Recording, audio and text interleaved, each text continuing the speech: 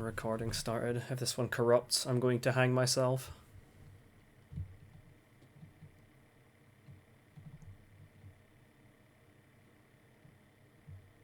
What are you using, NVIDIA or AMD? NVIDIA. It's just that other times I've literally been waking up for the fucking community meeting, and then I don't end up doing all the tests I normally do. Like, actually doing like a tester video to make sure it is recording properly, all that shit. Usually, if it's going to record, it's not going to. I mean, it's going to corrupt. It's not going to corrupt from a tester. It's going to. I mean, corrupt no, it from won't. video. Like, it's usually it doesn't like. I mean, I don't think I've ever actually had a recording that's fully corrupted. It's just like sometimes because of some audio device fuckery, it doesn't like pick up my mic or I've like not cleared out my enough storage for it. Yeah, I used to have NVIDIA stuff. Now I have AMD, and I'm never going back. AMD is fucking amazing. Right. I wonder if there's going to be any staff here. Hopefully. I haven't heard from a staff member in a couple of days. Any of them. I think Desync put something in the Discord yesterday. Something like that. But yeah, we've got a lot of topics. Well, actually, 1, 2, 3, 4, 5, 6, 7, 8, 9, 10, 11, 12, 13, 14, 15, 16, 17, 18, 19 topics. I need to get psychedelics. If we're some of them can be lumped together. I get there's like a few that can be that are about like hardcore and stuff that could be lumped together. Limiting gates, community spotlight.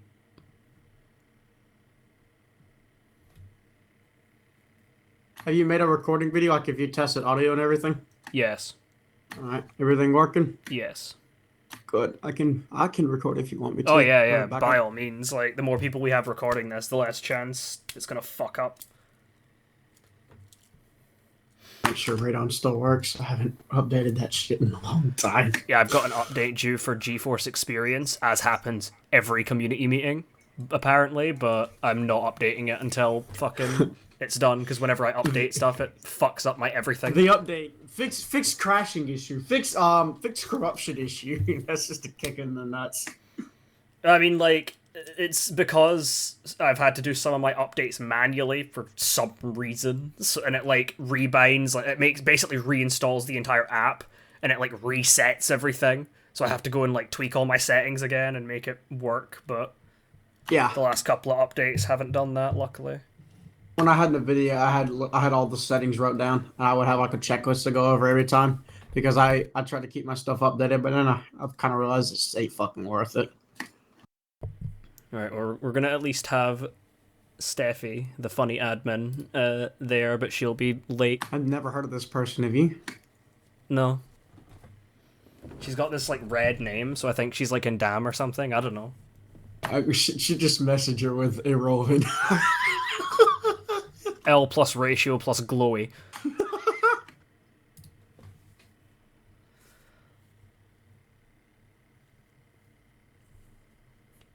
What's everyone's favorite snack? Go. Are we talking like savory or sweet? Like I could like mine. I could get like a bag. I could get like a bag of fucking pecans and just eat the entire bag. I can go through punnets of...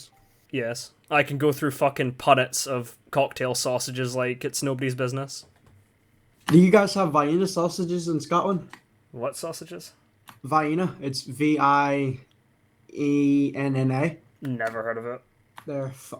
Vienna probably is what it is. Oh. I think I've heard of them, I think, but I've not actually had them or seen them.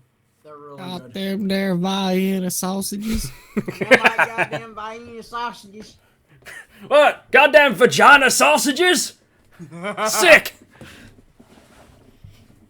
Alright. We're being recorded. Sir, there is no sorry. recording allowed. Yeah, sorry, I Okay. gotta stop. Someone in the channel just do that. Start recording. Actually, I won't be able to. It won't come up on my recording because I have the sounds deactivated. User in your channel started recording. Anyone got any Did it give that shrooms? notification? It Yeah. gave the notification, but I couldn't hear it. Interesting. I like how we were all talking together, notification, everyone got quiet. I have sounds deactivated because When the I don't want- recording starts to glow, we start listening. yep.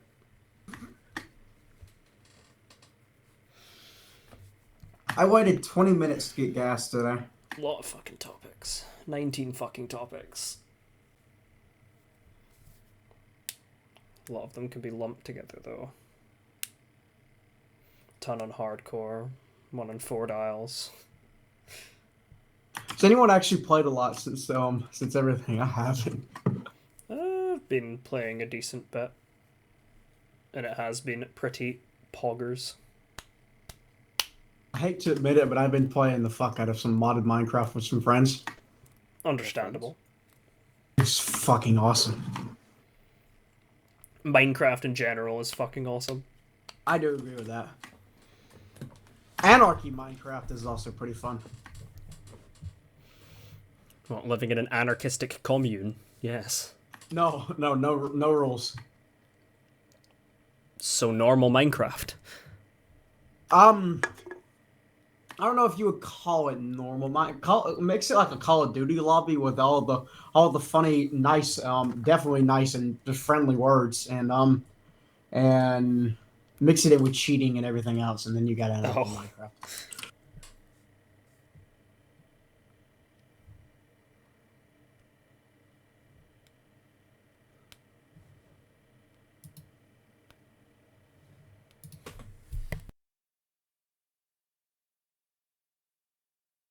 Dean, I can't record.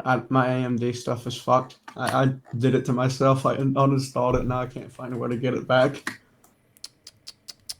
Shaking my head. I see all the I mean, mine drivers, should be but I fine. don't see their recording software anywhere.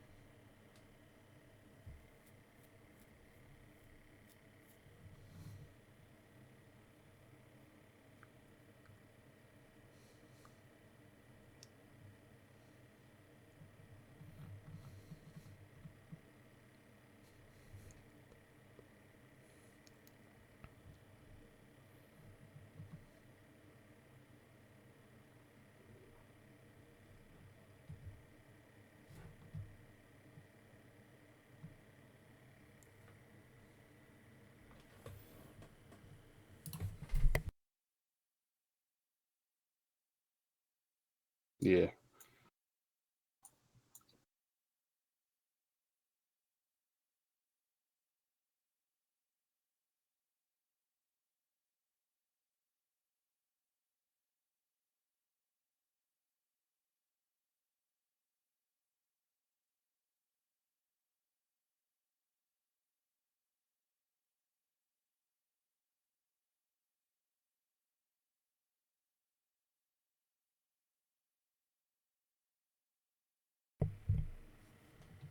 Good afternoon. Greetings. Who?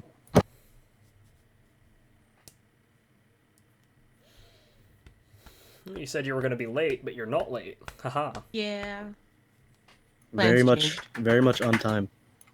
Pretty much exactly on time, actually. Plans have changed.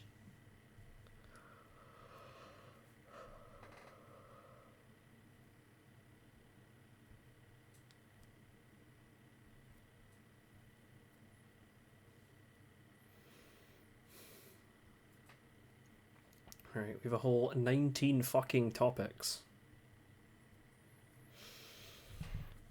And the same amount of people.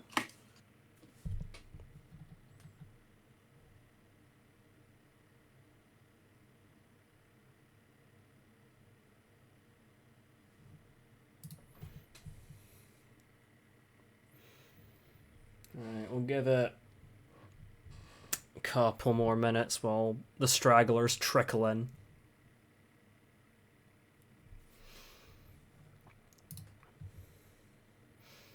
Though before we get started with the topics, I believe Diesel wants to talk about the CCE, the community controlled environment, so we can get that done, because I feel like that is quite the important thing to get addressed.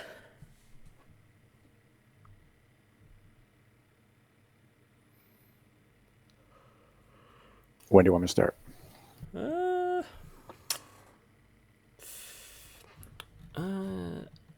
I mean, we can start. We can start right now. To be honest, I guess All right. people can trickle in. The latecomers, for shame. Yeah. And I suspect that there'll be multiple meetings on this, especially if we decide to go forward. It sounds like everybody wants to go forward just based on the Reddit thread. I mean, nobody had any real huge concerns other than, well, yeah, you know, it looks good on paper. But I mean, but they still wanted to see it go forward. I think I would like to, if everyone agrees, I guess we'll put it to like an official vote, and make, you know, people that I think, well, I think we just let anyone who's whitelisted vote. And then, because even going forward, like I said, people outside of a tier 1 group, and I'll call it below. So if you're either not in a tier 1 group or you're not in a group, and you're not in the, you know, we made an allowance there for people who are solo to form like a voting group. They'll have to elect a leader or whatever. But other than that, you know, the general solos, the people that aren't super active in the community, we've got a ton of players that are whitelisted. They play, they kind of do their own thing. And I'm hoping, you know, unless they get on that solo committee, that our more active members who are, and vocal members, not necessarily vocal, I don't want to say that, just active purely, whether it's OOC or in-game, is our groups and factions. And I think they make up a good representation of the entire population of Doug. We have a lot of solo players, believe it or not.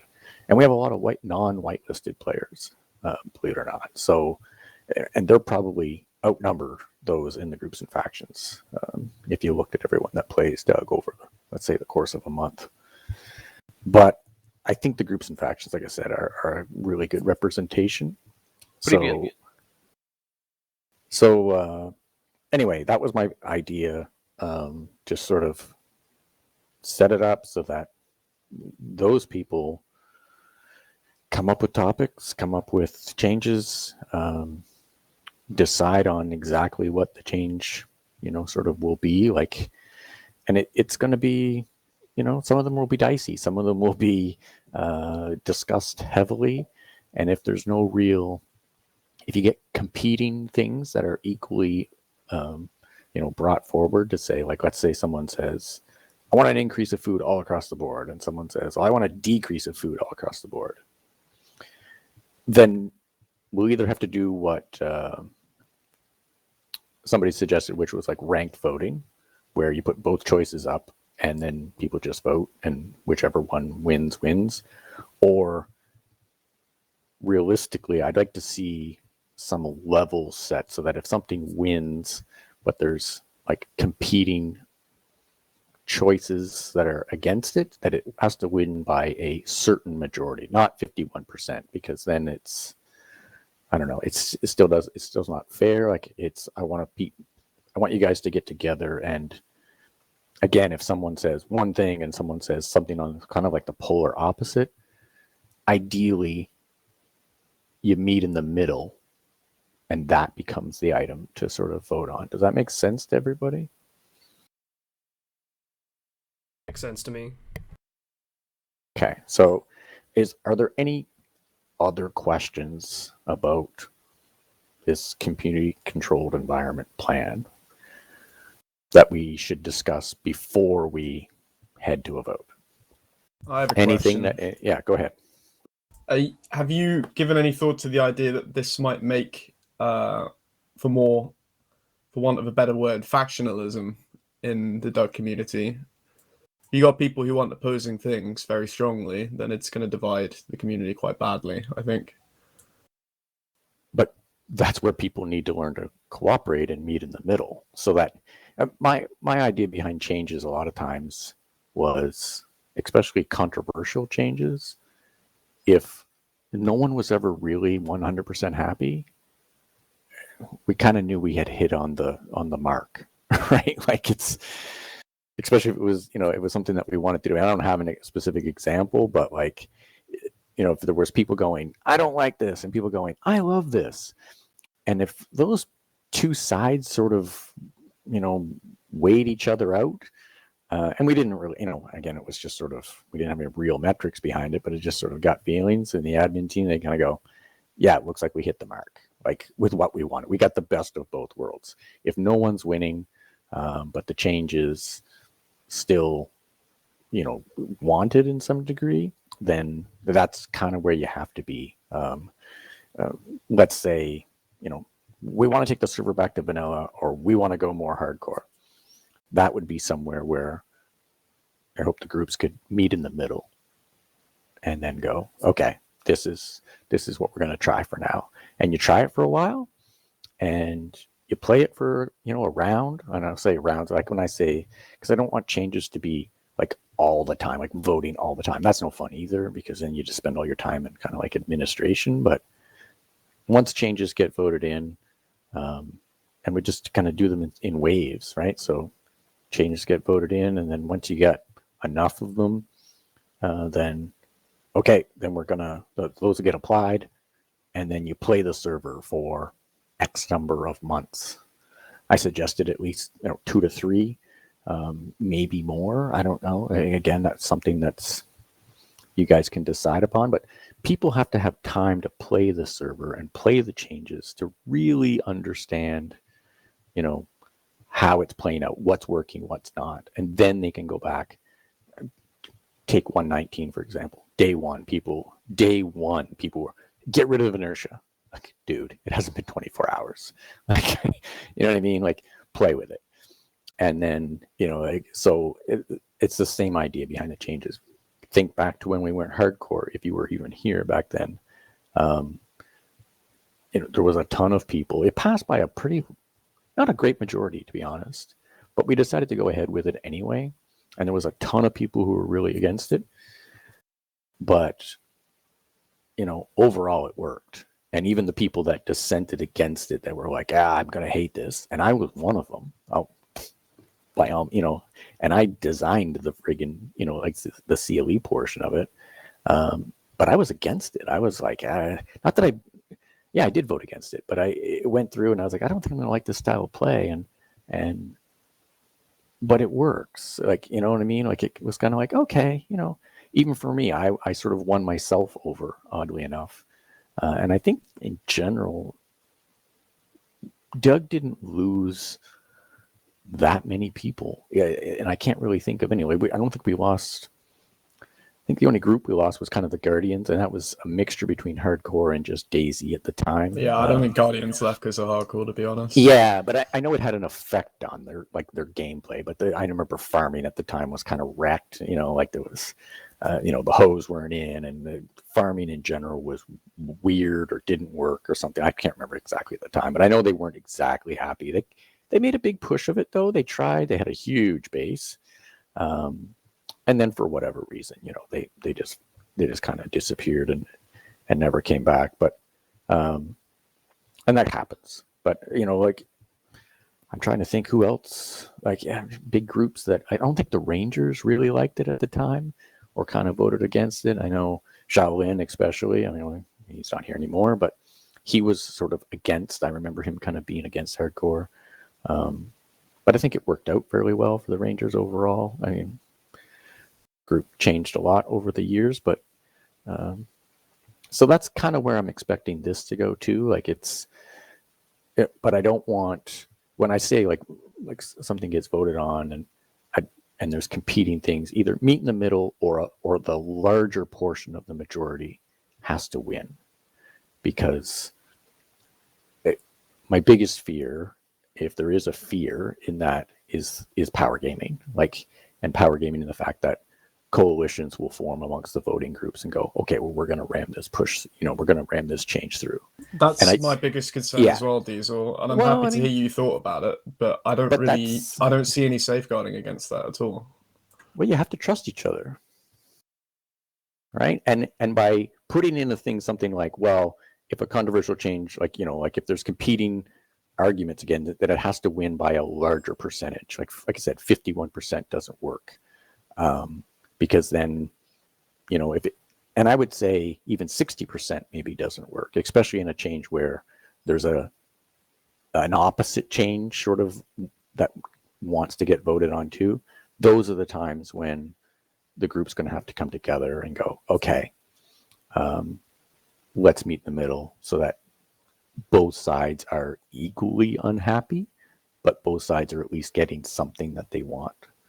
And yeah, it's about trusting each other. It's about working together. It's about being adults, and that's, and you'll prosper, I think, because of it. And if you can't trust your other teammates, you can't trust your other players on Doug, and you feel that bad about it, that you absolutely can't trust them, well,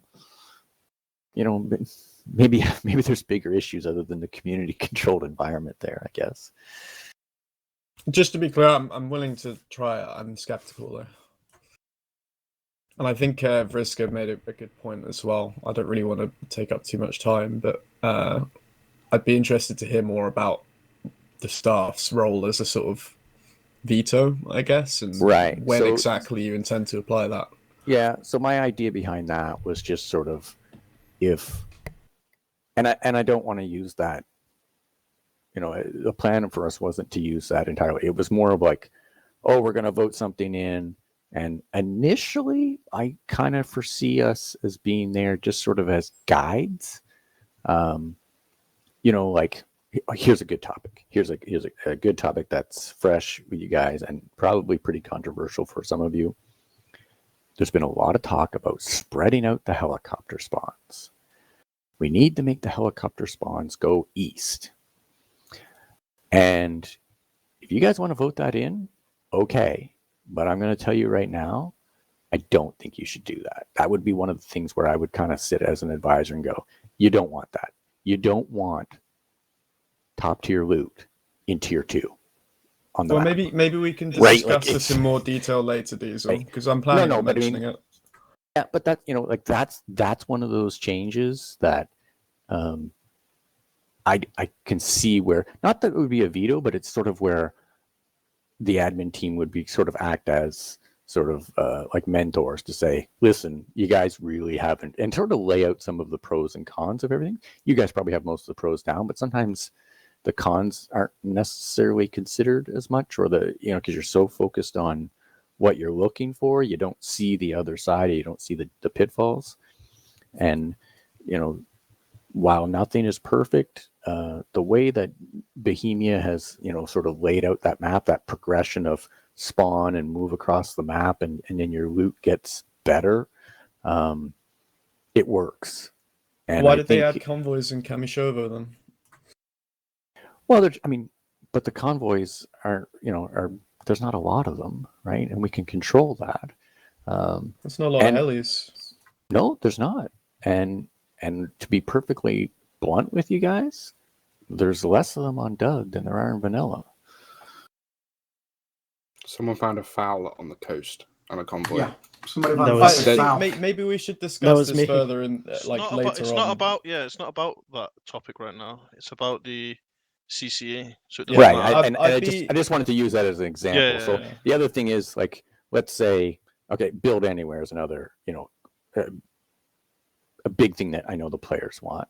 And we were talking about, because before we presented the plan, they're like, well, what do you think they're going to do? I was like, right away, build anywhere is going to be on the list. And of course, the admin team is, before we, that was when we pulled off the server for a number of reasons.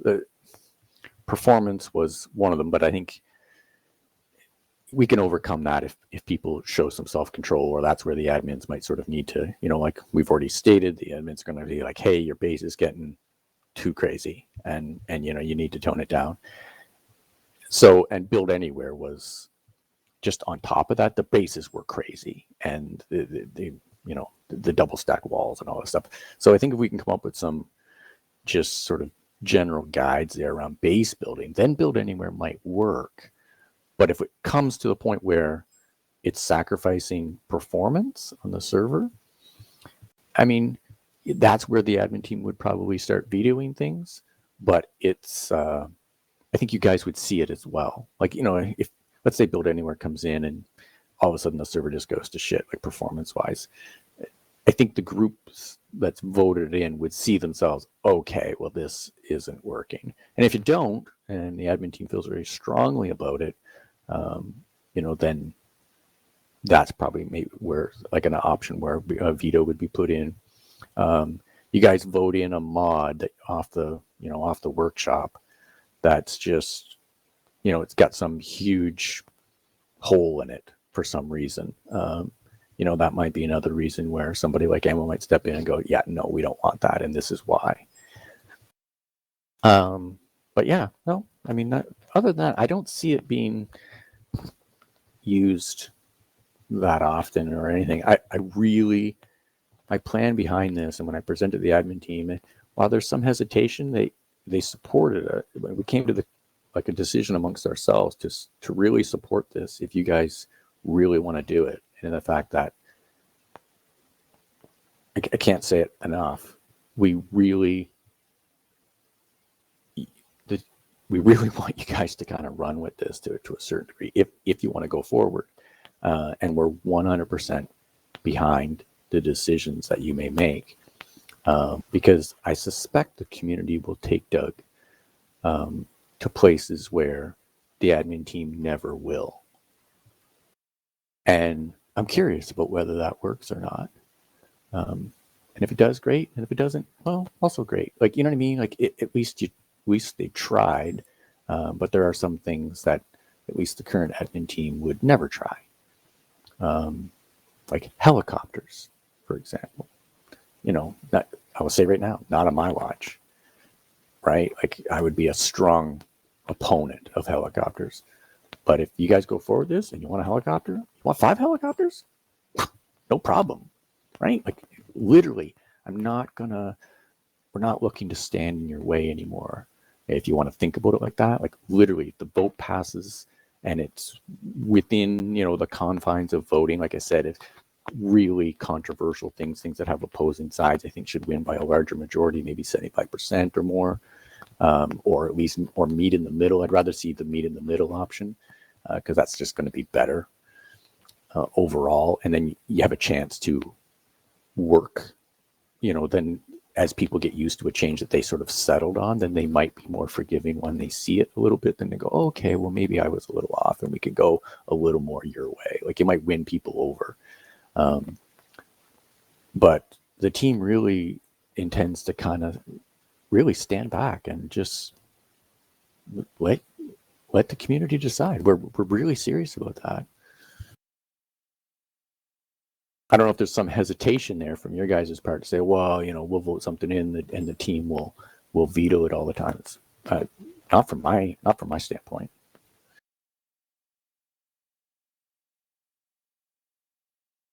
Biscuits, you had a queue like a year ago. Yeah, it's all right. I'd just like to start off by saying it's very refreshing to have an admin in the community meeting actually saying more than like 10 words. So it's really nice that you hear these all saying these things about the change. What I'm concerned, well, not really concerned, but what I'm thinking is my biggest question: how will it look practically? Like, obviously, these people who are nominated, who will form this sort of committee, do they get together, like, say, once a month and discuss all these things, or is it going to be a spreadsheet or polls, or how will it look like practically? I suspect it'll be polls. It would probably be like Google Forms, like a vote through Google, where you have to put in your whitelist. Like, you vote and then you put in your whitelist name so that we know who voted. the admin team would see those results, just so that we can sort of make sure that people aren't voting twice or voting under 2 Reddit accounts, or giving the link to their buddies who aren't whitelisted, or a bunch of people who are solos that aren't on the committee. But the people with the power to vote are literally everyone that's in a group, tier 1 and up. Now, don't just stack your, they have to be active, obviously. Like inactive people, people that play once every 3 months, if they don't meet those requirements to get an armband type of thing or stay on your roster, then they can't vote. And I think the other sort of thing I had put in there, and again, I'm flexible on that, but I don't want to see groups just stacking members so they get more voting power. So that's why I put in that, sort of upper limit of 10. And I don't know if there's that many groups today that would even really be there amongst like active players. But just in case there is, but I'm open to change that. Like if you think it's too high, then maybe we reduce it to 8, or wherever it may land. But as far as, so that's who can vote, but who can bring forth a suggestion? We sort of have to control some, because because there's just too many people making it. You guys will be swarmed with suggestions if this goes forward, because then, the community thinks, well, if I can get on the list, then it has to be discussed. But so my idea there was, well, the groups and faction reps that we have in Discord, those will be the people who can actually put forth new changes. So if you're outside of that group, even if you're, let's say you're in a faction, but you're not one of the 2 reps, then you've got to convince one of the 2 reps, either from your group or from another group, to put forward your idea. And maybe those ideas just go into Discord initially, so that there's some discussion about it, and then how often would you guys like it to be changes? Because obviously we don't want to throw these changes at you guys, right, because obviously it takes a lot of work mod wise. Some of them might take a while to actually implement, but I don't see, you don't want to be constantly churning out Doug mod updates, and you don't want to be constantly changing XML files. That's what I said. Like, I would wager 3 months, like as probably would be a good cycle. Maybe more, depending on how many ideas we get. The ideas at first will be fast and furious, I suspect, but at some point it will level out, right? The other interesting thing that just to kind of comment on this, I think this idea, if it goes through, but it also allows, as new players join Doug and get into the, that group that can vote, as the population of Doug may shift and change over time, because of these groups, then obviously the flow of the ideas that are getting put in, or the flow of changes that are put in, will also equally shift as the population does. So I think it's very flexible that way, much more flexible than it is now, obviously. Could we maybe have it where solo players who have quite a big positive influence in the community, maybe they can apply for, to get on the I already committee? have, that's already an option, man. Right. Okay. Yeah, I definitely, because solos are a big part of Doug. Like it's something I feel really strongly about, and there are a number of solo players that are known, very well known amongst the community, either in game or out of game. There's a ton of people who don't belong to an official group who are very active within our community, and active can be both in game and out of game. But and I think those people would be easy to recognize, right? Like Waldorf, perfect example. Right? Everyone knows Waldorf, right? Everyone knows Toronto. He's not in a group. It's just Toronto. He's just a guy. He's just out there. But if he wanted to be on that, he would be a good example for me. Oh, okay. Like, so the solos can form like a group. Again, by the same bounds, they have 2 members that can bring forth changes. they get a listing in the groups and factions channel, and only 10 of them, could potentially have voting power. So that way, and that's the other side. You don't have 20 solos forming a group and going, now we get 20 votes, right? So yeah. Sounds Ryan, sounds very promising. Very promising.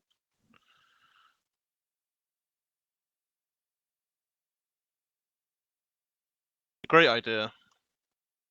Does anyone else have anything they'd like to ask, say, do on this topic? Because it is a doozy. So how will you guys determine whether or not the community wants to go for it or not? Well, I think I'll put up a vote. Like a poll. I think his mic just cut out.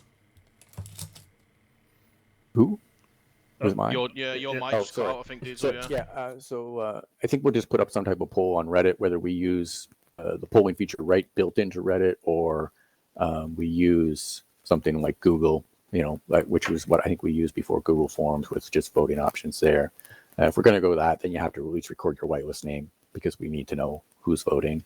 And I'd have to check into the Reddit option to see, because we want to, again, make sure we know who's voting. But if the Reddit thing kind of works because it's only people who can see the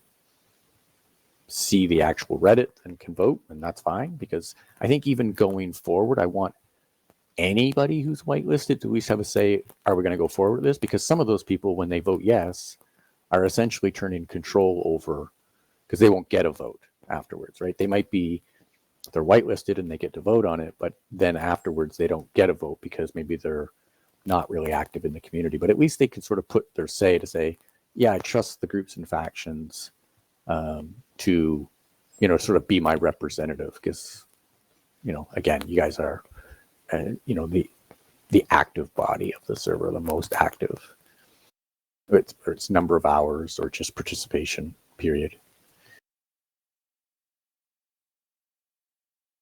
So we'll do that soon, and then after that, again, it's. I don't think it's going to be quick because there's probably a lot to talk about, but we'll get working on it, assuming it passes. And it sounds like it's going to, but we'll make it official. Yeah, Harvey's got a good idea there, how to do the votes. I could see that being exploited. Yeah, Just make fake emails and fake accounts, and you can have as many Discord votes as you wanted. But if only members can see it, then they'd have to be whitelisted. You could still do the same. We could make a group in Discord though, and say, like, right now everyone has if you're whitelisted, you get the member tag, right? And if you're a groups and factions representative, you get the groups and factions tag.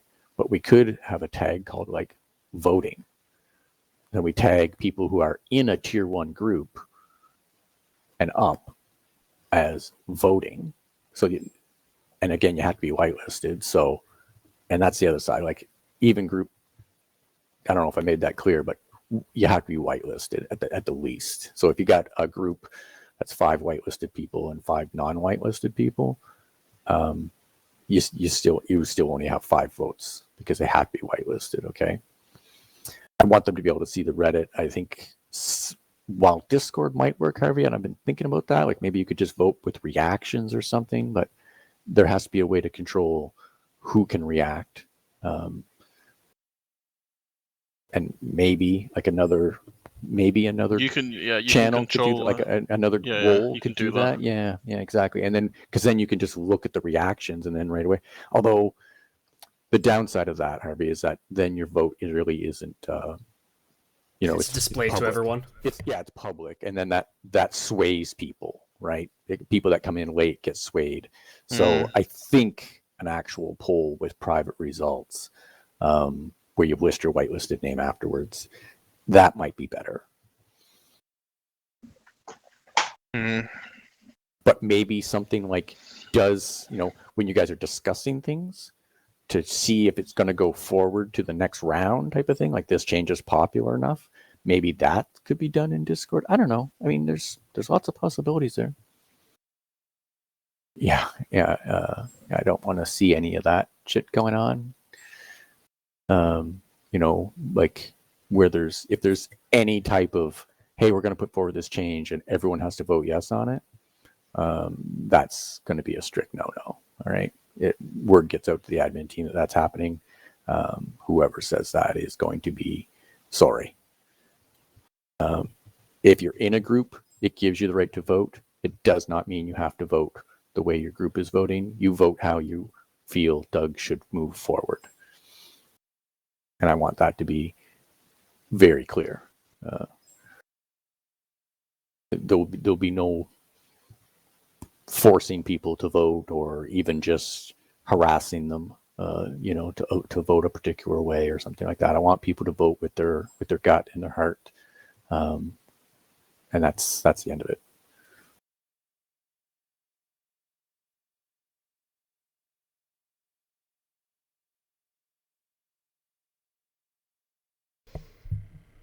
Yeah, vote your conscience.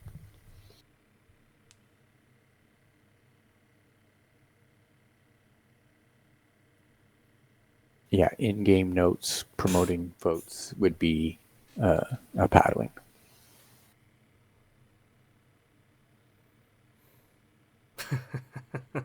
Presidential election.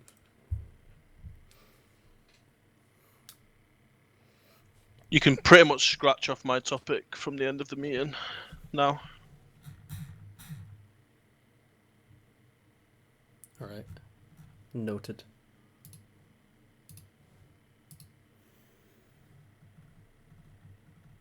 All right. But it sounds like this topic, at least for now, is over. So I'm probably going to go on mute. I'm probably be here for another 25 minutes or so. All right, I guess in that case we can crack on with the rest of the meeting. Our first topic is good old Mayor Croutons. If you'd like to read out your topic, Mr. Fred, fella. If he's here. Yeah, he is. The advertising one? Yes. Was that for this meeting? Because I'm pretty sure it was brought up in the last half meeting thing. I feel like there was another I think this was brought up last meeting and suggested by someone else. But I'm pretty sure. I mean, yeah, some of these topics have definitely already been addressed by the staff team. In the time between them being posted and then this meeting. Obviously Poopy's one on 4 dials about them needing to be re-implemented. They've since been re-implemented, so I mean it still warrants a discussion. I've heard stuff from the admins already, so I'm happy with it, but if someone wants to take the topic over, go ahead. But I'm fine with skipping it. Alright. If no one else has anything to say, then we can go on to the next one, which is a discussion on 4 dials. Of course, this post was made with the intention of we need to bring back 4 dials, but now 4 dials are back, so I guess how do people feel about it? If people have nothing to say on it, then again we can move on. There's too many spawning for one. I haven't seen any. I'm finding them everywhere. I have seen 0. A lot of them are badly damaged, but yes, they They're still exist. usable. Yes. Tony has a queue. I had someone suggest this, and I don't know how plausible it is for the mod team, but since Desync and Diesel are here, someone had said that it would be nice and maybe help with the we don't want mega bases thing if there was some way to tie the number of 4 dials allowed in a flag area. That way you could say I don't know, if we just gave a general number of 4, it's oh well, you can have 4 little 1-gate houses, or you can have at the maximum 4 gates going through a vault or whatever. And I thought that was, I'm oh, I don't know what the coding would look like for that, or if it's even possible in the realms of of the game as it is, but I did think that was interesting enough to bring up, at least as a suggestion. I don't know of any way to prevent you from dropping an item or placing like something like a gate or a 4-dial, as it says, within a certain area. I think it would get, even if it's possible, it would get extremely cumbersome because that code is basically always looping, like and always running, checking. That makes sense. So then it comes down to, admin enforcement. And then it's like constant checking, right? Like someone always sweeping the server. Right. And that's not fun. That also, if you can't on top of automate that- it, then it means it's got to be a manual job. And then do you really The want other to have side of someone it- manually do that, right? Yeah. The other side of it, you'll just see a large increase in flags. Yeah. On top of that, I think just to add to that, Tony, it's not a bad idea, but if it was possible, I think it could cause a problem as far as like meta in a way. Like people like, no, okay, well, we see one flag, so we know it's going to be exactly X amount of gates to get into whatever we want to get into. So it kind of creates a level of meta in that, and I think people will That's valid. abuse that, unfortunately. Harvey. So ever since they went back in, everyone's kind of like, oh God, what are we going to see again? Are we going to see this shit from a year or 2 years ago? And everybody's got gigalocks or whatever. I think the admins are very clear that you need to use discretion. You need to moderate yourselves. And I think we need to give it time to see what people do before we start theory crafting ideas about, hard limitations and whatnot. I think we had our toys taken away.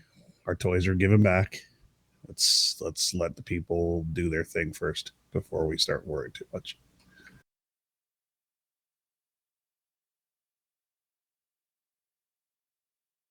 Anyone have anything else they'd like to add to this topic, or should we move on?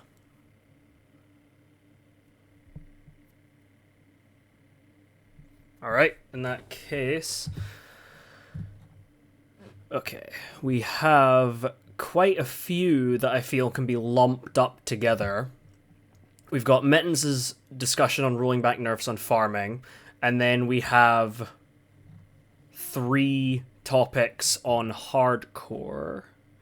I'm just taking a look down to see if there's any more, but I don't believe so. Okay, so we have Louis, Corey, and Elijah's topics. Corey says pass. Lovely. Is Louis here? I don't think Louis is here. Well, I guess...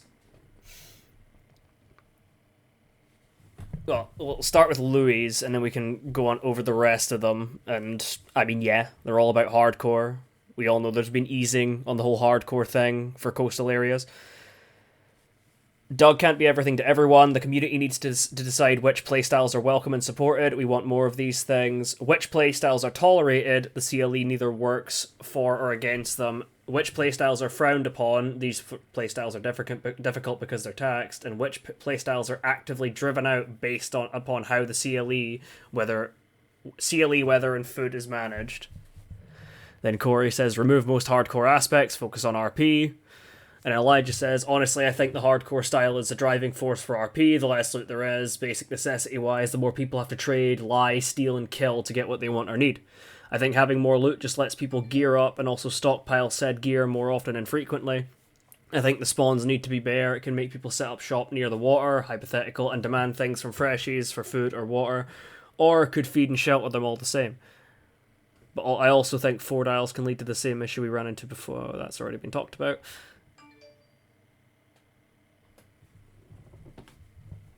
Alright, Biscuits, you are first in the queue.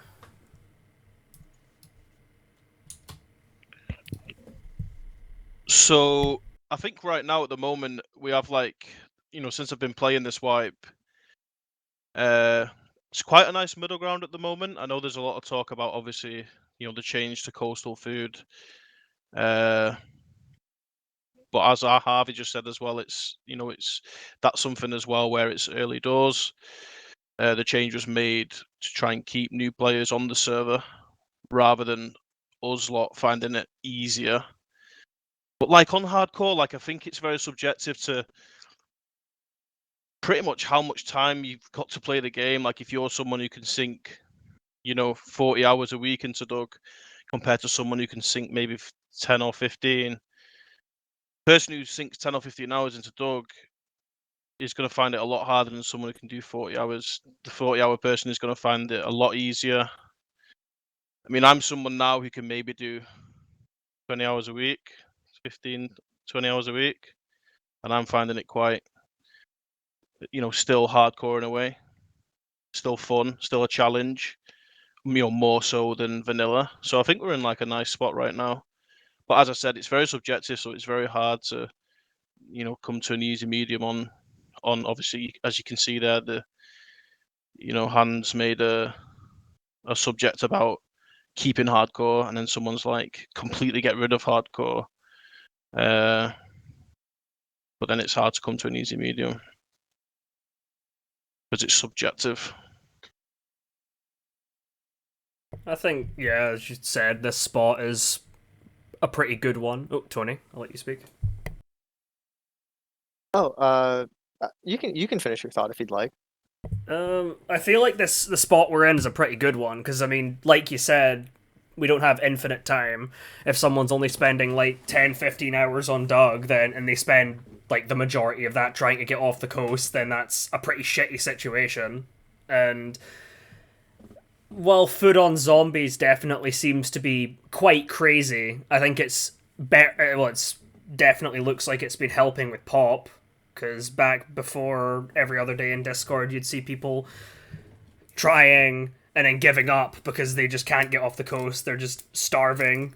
But it's still not like super easy inland, because once you make it inland, you no longer have zombies spawning food on them, and you actually have to look around and hunt and try and find like a gun or whatever else. So I think it's a good spot we're at right now. But Yeah, I'll let you go, sorry, Tony. Tony. Yeah, sorry, Tony. Just quickly, just to touch on what Fork said there. It's like you can't just breeze through it like vanilla. Like in vanilla, you don't even have to think about what you're doing. You'll find food in every town, animals. You find guns. You don't even have to think. You still have to think, at least on Doug now, with where it's at, which I think is okay. Sorry, dude. Oh, you're all good. So what I was going to bring up is that I think that it's actually a combination of two things, and one is base building and $4, and then the scarcity of loot. And I think that when loot's scarce and you have base building, it's going to make a raid meta, because the most reliable way to get loot is going to be to raid someone else who has done all that work. If you have a ton of loot and no bases, it's going to drive people's interest down, because they've already gotten everything they need. They don't have to work out the stuff. So I think at least now the combination of either low loot and no bases, or higher loot with bases seems to be the combination to go with. And I could be completely wrong on that, and it might just be a personal preference, like you guys were saying. But I think that that's a good way to kind of balance the early game to the mid game to the late game cycle, or gameplay loop going through it.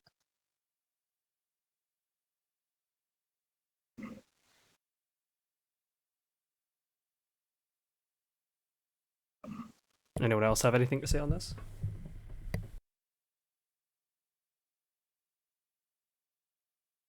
I'll say I think food is, or I think the way that the CLE is balanced currently, I think it's in a good spot. I agree that food on zombies, particularly after a restart, I've noticed, could be toned down just a little bit. But other than that, I think it's in a good spot. Harvey.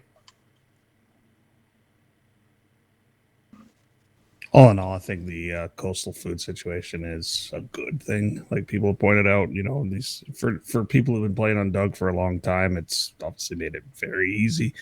But for people just starting out, and those are the people that we want to get and retain, it's a good change. Obviously, the one concern that's been brought up is people just kind of lingering on the coast. instead of, taking that step and moving inwards. Like the middle of the map is still pretty dead at times. And then you'll find that there's just a bunch of people in Cherno or Electro or something. I mean, maybe it's just the way it is at that moment, but there's a growing number of groups, I guess, calling their home on the coast. I think it's just going to take some time. Maybe I think Corey brought this up that maybe it's just a matter of wait and see, and those people will eventually move in. And I think that needs to be emphasized a bit more among those people, anyways. I queued up and then instantly lost my train of thought. God damn it. If I can just comment Go quickly ahead.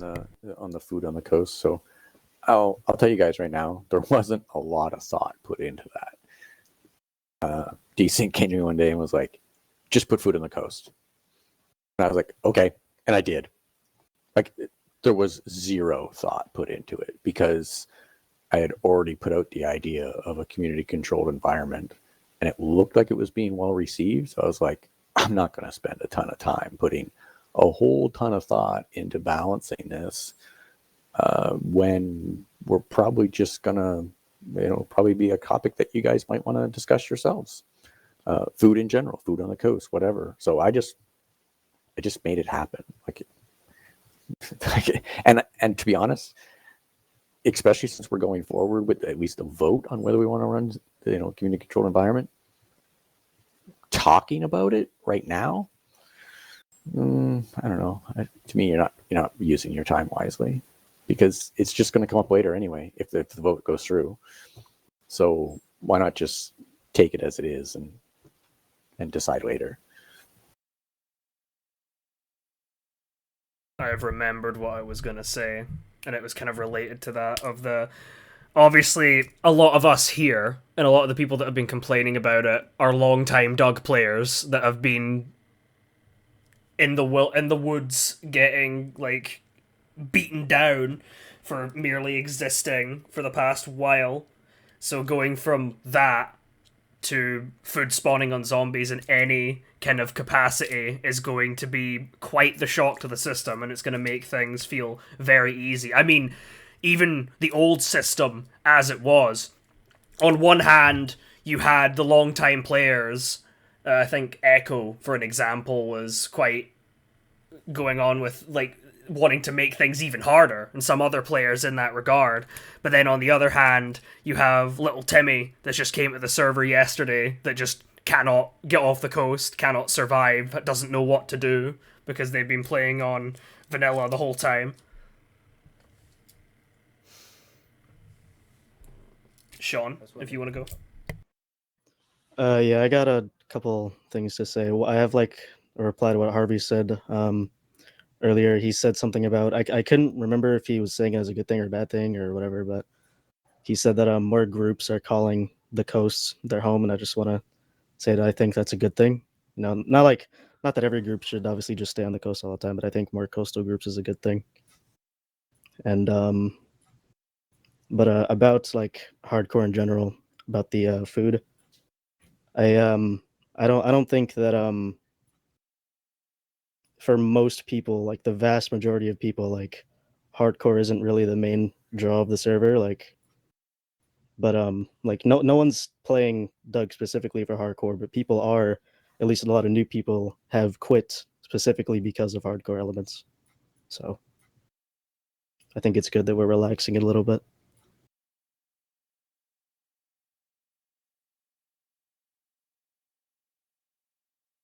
End of my statement.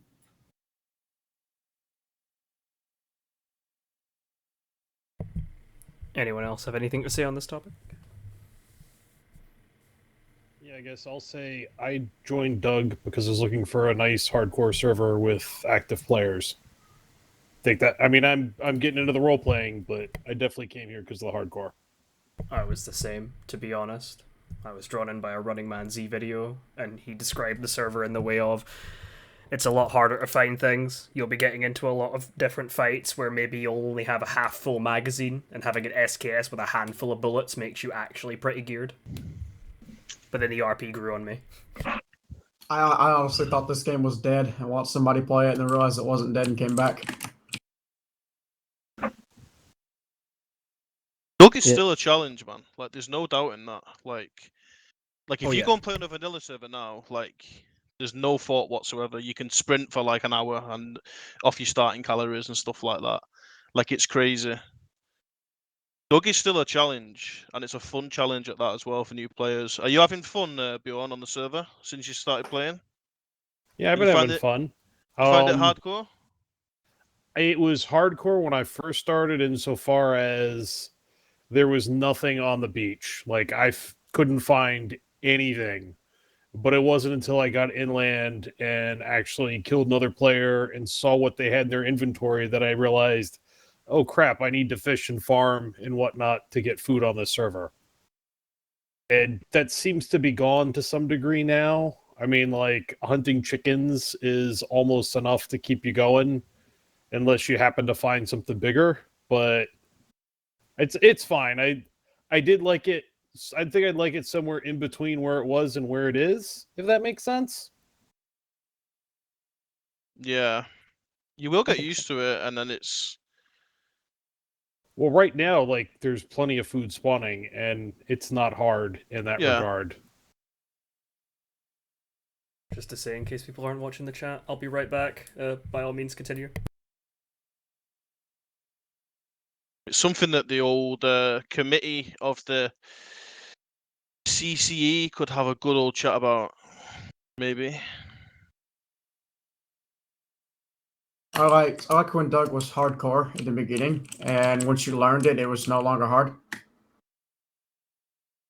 Once you That knew wasn't it, an argument. knew what you were doing, basically. That's like how games work, though. Like, if Yeah, you play... Yeah, I mean, you it can't is. balance every game, or it's hard to balance games around that kind of thing, because it's also a time investment. I'm not good at combat or a lot of those aspects of the game.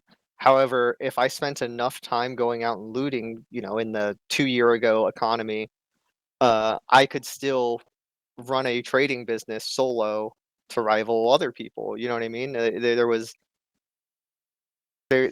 definitely something to be said that about that. So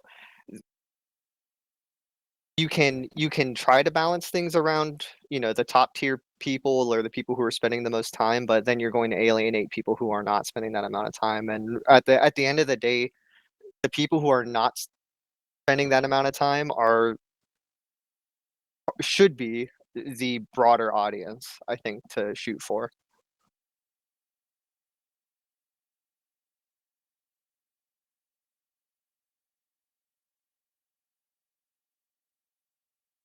I do think it's easy to make it tough enough people will not stick around. And so I hear what you're saying there. True. That was kind of the point of my statement as well. Yeah. I'd rather have people stick around than me, I like that dopamine release of, oh man, I haven't seen a Mosin in 2 weeks. I can't wait to, figure out who's going to pay the most for this, or who's going to, how many favors I can get for, selling this to someone. Like, sure, that's awesome. I love that. But at the same time, I'd rather there be more people there to do that with. Yeah, because it kind of just felt like shit looking at the Discord every day, seeing like multiple people a day join and then quit, Mm-hmm.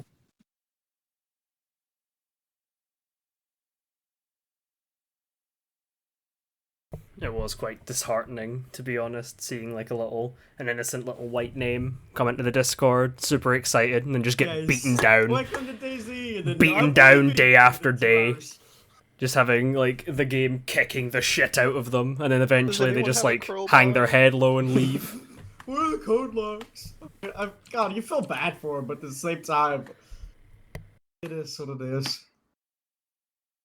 But no, it's definitely not a good sign for the server when like all the 90% of the new players just get the shit kicked out of them by the CLE and then just leave. Yeah. Yeah. Who the fuck was that? That was someone in the background. Indeed. Next bit. Right. Anything else people want to bring up on this topic, or shall we move on to the next one, which is a doozy?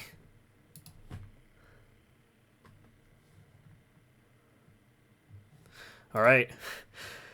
This should be fun. Close the Discord and just keep the subreddit. I mean, go on, Ryan. Send it, son. Absolutely fucking not. I think we all can agree that's not productive in any way. Let's Yep. move on to the next topic, please. Yep. Okay. Aren't the guys that have to speak the topic supposed to be here? Briska brings up a good point as well. If these things have massive amount of downvotes, where are we discussing them? I was told that, like, your topic being in there doesn't guarantee that it gets in there, and then I was told different things. I just kind of picked this we thing up. should probably skip them if the person here is not there to... You're the host, man. Make the call. Yeah. Yeah, I think if you look at the top of the channel, there is a actual post there from Blue that says suggestions that don't have a favorable thumbs up type of thing don't get discussed. Right. Also, Mac, Kurt just DM'd me, said he's not going to be here, but would still like his topic talked about. All right. Well, I guess the next one doesn't get discussed. I think we already basically covered that in the whole 4-dial discussion. In terms of the community spotlight, Blake will be here, but he isn't at the minute. all right, He we will be here can before we the can end. push this back then until he gets here. Well, Classic I Blake. think Corey already said like he's Yeah, he's already up, so said he's working on it. And I mean, we've seen Oh, a okay. community spotlight post go up in the past like week. You told me you're interested in doing stuff again, so yeah, we're good. What we got from... Is Echo here? I don't believe Echo is here. Well, a Discord channel with instructions on how to join the server, pictures of the server name and a tab so people can find it easier. That was under the impression all that stuff was in the rules and FAQ. Not pictures, I suppose.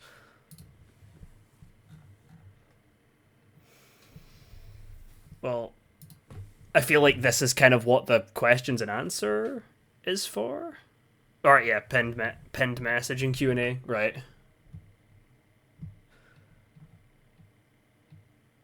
Alright, we've got Biscuit's topic, but that is also talking about the return of 4-dials. I don't know if we want to skip that one, because we've already kind of... That's a path we've already kind of tread upon. But if you'd like to present your topic, Biscuits, then by all means, don't let me stop you. Code Locks is in there, but it's not specifically about that. So I'm just worried that obviously, right, yeah, like the wipe that we played without Code Locks, I got into interactions. There's things that we don't want to lose, which we gain from not having Code Locks. Now Code Locks are back. And for me, the two big things are burnout and it turning into like a faction warfare kind of situation. The second one is interactions and getting into interactions that you would have never done in the past. And I found that definitely without Code Locks in the wipe. Obviously having an open base and things like that, I had interactions with people that I probably would have never had an interaction with, you know, against me, and obviously against those people as well, like the other way around. They probably would have never had an interaction with me. And it just made for some like pretty cool moments, pretty cool stories, really good play sessions. And I've already had it this wipe so far where I've been speaking to people like, you know, through a wall, and it's just, you know, you do your best to try and make it fun, but it's just not as fun as it used to be when there was no Code Locks. So I just don't want us to go back to a point where it's like that, and I feel like people can have their, you know, fortress houses, whatever, with like 4 or 5 gates, you know, and maybe a garage, but then please have an open courtyard, so, or maybe just a 1-gate courtyard, so we can still have those moments where you still have fair and you still have interactions which you would have never had in the past. Because as I said, there's people that you would probably never have an interaction with unless it was organic and in the wild. So, which is obviously very, very hard to come by. So, yeah, that's my point really. And the other one was burnout as well. Like, I just found general attitude last wipe without code locks very relaxing. I wasn't worried about the base and all shit like that. I was more relaxed, spending my time doing like the fun stuff. And I feel like if we're not careful, like we'll just slowly slip back into that, and it will become unfun again. And I feel like that's a way the server can just go back to like low pop and stuff like that if we return to that. I don't think the community, like the existing community and the members, I don't think they are going to cause too much a problem with this, but it's the new players who are coming. When they get into it, they'll just have that attitude of, I'm just going to store loads of stuff in this base and I'm never going to come out of my base, or I'm never going to be open and, put myself at risk. So maybe we can get that interaction, which we're trying so hard to avoid. I mean, the other day, like we literally stood outside someone's wall for maybe an hour. I was putting on my captain's voice all that time. My throat was fucked after it. We did everything we could to try and get this. I don't even know who it was, just to come out of the base, build a bit of story, have an interaction. Why are they so scared? So I just don't want to go back to that, and that's why I made that topic. That's my point. Ryan, you're in the queue. I had an entire thing I was going to say. I completely forgot everything I was going to say. But generally, I agree that we definitely need to be weary of how we interact, particularly the behind wall RP problems that people are going to run into. And I think it's very hard to, I guess, police that in a way. That's kind of an accountability thing for the community. It's like, look, if all of us, right, and as far as the new players go, I think a lot of that behind wall RP, to be quite honest, is more established groups and factions. I've had a better time myself interacting with new players and having conversations with new players and new people on the server versus longtime groups. So again, that is something that is up to us to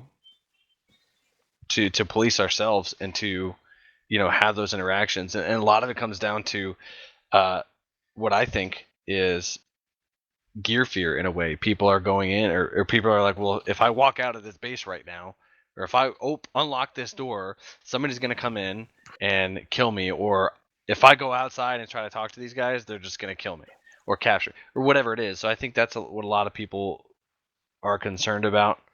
It's kind of incoherent, like rambling I'm doing right now because I had a whole thing, but I forgot.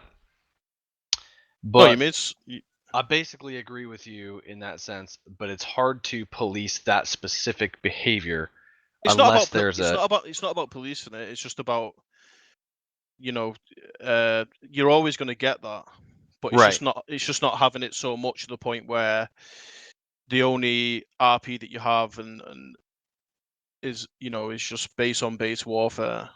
Right. And unfortunately, that's what ends up happening a lot of the time. Like Joe just said in the chat, there's a lot of different interactions between groups where you're never going to be able to have a regular conversation in the middle of the city. It's either you got to go to their base and find them and raid them, or Joe's saying there though that last wipe he had interactions with people in groups that he would have never had interactions with if it was just walls and raiding basically. Yeah, there were groups last wipe that I interacted with, and I walked away and I was like, wow, I've literally never seen them face to face before. It's always been like through a gate or through a wall, which I think is a shame, really. It can't be that the timing's just terrible every time and we never actually catch a good interaction. think a lot of the time people were just sitting at home, and when people came by, they'd throw insults over the wall like a Monty Python scene, and then they'd let you leave. Well, you know, that's not really healthy, I don't think. Right. I agree. So yeah, basically going back to don't, you know, the good things that we gain from not having code locks. Why do we have to lose them now? You know, there's no reason. It's like I have noticed that this wipe has been a lot more relaxed, and it's great. Like, you know, you don't see bases, you know, being thrown up too quick, and you know, usually like on wipe day, you know, it's like some mad storage rush, and there's lots of KOS and stuff like that. We've not had any of that this wipe. I think a lot of that, sorry to interrupt, how forward dials were kind of delayed on their introduction. And I think it was kind of uncertain whether or not those were going to be introduced at the beginning of the wipe. So people were like, they might be, but you know, we're not worried about it. If they do come back, we'll get storage. So I think that a lot of that contributed to that lack of rush for storage. I also haven't seen any like crazy mega bases, which is nice and refreshing as well. I've seen a couple camps here and there and things like that. But I think exactly what Fox just said is, you know, continuing forward for wipes kind of delay the spawning of forward dials for, you know, 2 weeks or a week or however long.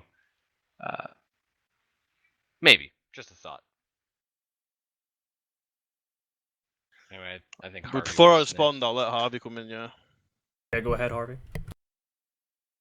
I just want to say, when the word policing, I think maybe has a different connotation than what we're actually looking for here, especially when it comes to new groups.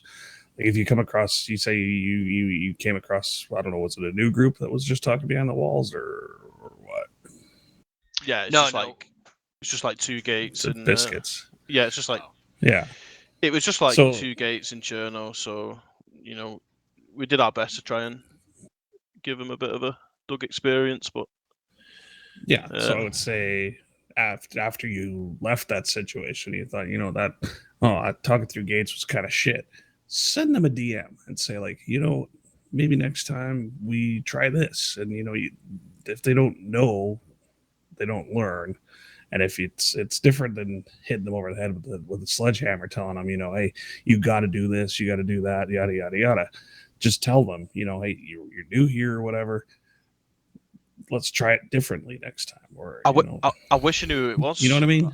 Yeah, absolutely. I That's wish fair. I knew. I wish I knew who it was. Like, sometimes in that situation, it's hard to know, you know, who it is on the other side of the wall. Well, even that's just an example. It's not so much about the policing of it. Like, it shouldn't be up to just the admins to say, absolutely. hey, you know, this group, you need to be doing this. It should be up to us to just, you know, educate these new people as well. That is also our role as long-term members.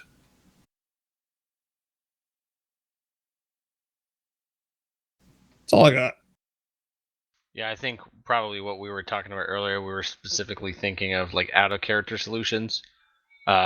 Maybe we try to find some more in character RP focused ways to get people to open up to those interactions. Yeah, we're gonna have a lot of new and returning groups as well who didn't play without code locks, who, you know, kind of, you know, they're not gonna know, obviously, you know, the difference. So it's just a way. It's just about, like, you know, maybe taking a few losses and teaching them as well how to be a bit more relaxed in their bases and not so, you know, have something up their ass and just be so like scared and shit.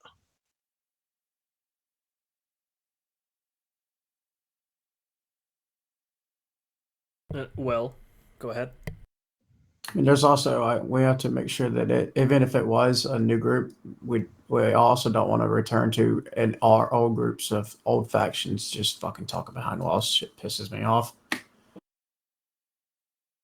But one thing that we could just do is tell them, hey, try something new for once. You may like it. You may like it. Send them a DM. You may like what you do. You may like it. You may not. It's your opinion, and if they want to talk behind walls, they'll get what's coming to them sooner or later.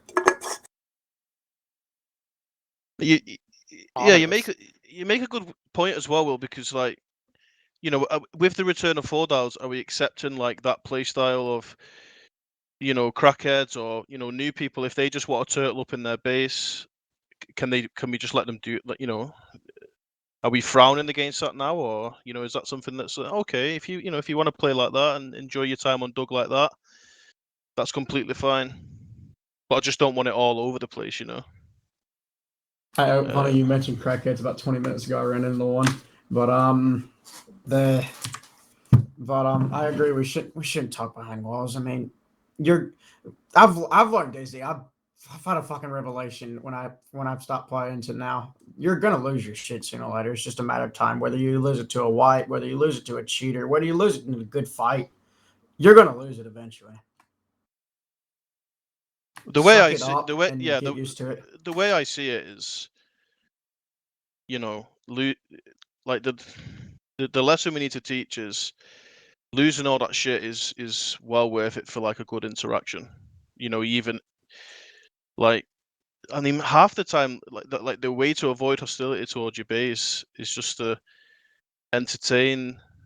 You know, you know, if it's hostile RP that's at your walls, it's like just entertain it, make a story. You know, it's I don't know, mean, man. I would say that there is also a way to you can handle that in character. You guys never want to come out? Well, guess what? We're coming in. If there must be something really great. I mean, Oh yeah, that's what, as yeah, that's pirates, right? Like no, that's what we did. That's what, and it was fun. Yeah. Don't get me wrong, but it would have been nicer to have. You know, I get it. yeah. And so like I get like wanting to like try not to force that mentality, but like, and you know, we could always try to just force that mentality in game and character, you know, through those sorts of actions. Like, hey man, it's going to be a lot better if you come out and talk to us than whether we have Yeah. to come in there and talk to Yeah. you. It was good, but I just felt it in the like spending almost an hour at it. Like Yeah. I just felt like That's there valid. was little respect towards the end, but maybe it won't be like that next time. So I actually made that point before that interaction though, so it was my main concern is just overall, you know, just don't want to just keep all the good stuff from No Code Locks. I'll be quiet now. I like that. I like that example, Tony. There must be something good in there. I mean, I think my favorite time was when, you know, some of the Booney brothers and you know, Mr. Medic, you know, had the famous line of, "All right, cowboy, we're coming in there to suck that dick," and they went in there. And the rest is history. The rest is history. Desync, you're next in queue. Oh yeah, I wanted to ask Biscuits. When you went to that base, how many members of your group were there at the same time? Or was it just you? There was 4 of us, but there was only 2. Like we had like obviously someone on Overwatch, and then like 3 of us talking. So there was 3 of us outside the wall. You know. And you're asking whoever's inside to open up. Oh no, I completely understand, but we wanted more of a way to express our RP to somebody, so they have a fun experience. But we'd rather do something interesting rather than, right, we're going to go and get some plastic explosives, so we're going to go and get some sledgehammers and come back here and start hitting you all down. We'd rather be they get a good time, we get a good time, we can express ourselves. No, I completely understand. Like but when you spent like an hour, you know, trying to make them understand, like, look, so that my point wasn't about that. You know, that was just an experience that I was using as an example. But to answer your question, there was 4 of us, and you know, if they want to stay in a base, that's fine. But I just feel like that player, if they were, you know, were face to face, they would have had a better interaction from it, and we would have as well. That's all really. I think Tedek also kind of hits it on the head. Like, if it's my base and I have somebody outside my base for an hour, more or less trying to coerce me to go outside, I probably won't, even if it is for the sake of an interaction.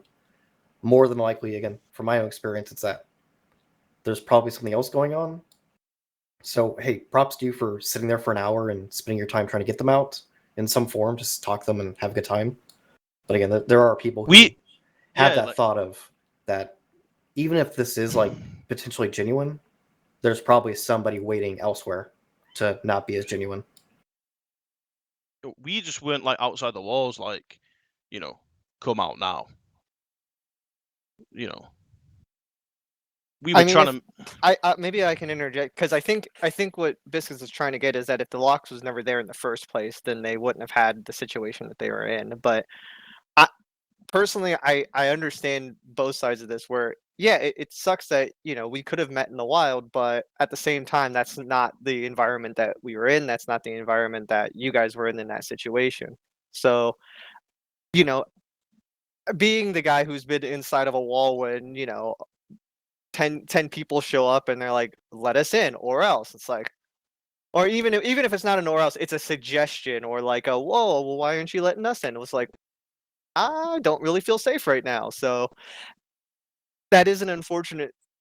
I get that it feels bad on your guys' end, but at the same time on their end too, they also get to feel, I guess, a little more validated that they spent the time and the hard work to do, to put up that protection for themselves. And that they aren't going to spend their entire time, and there is going to be a chance or a situation where you will catch them in the wild and do whatever it is that you want to do, whether it's hostile or good.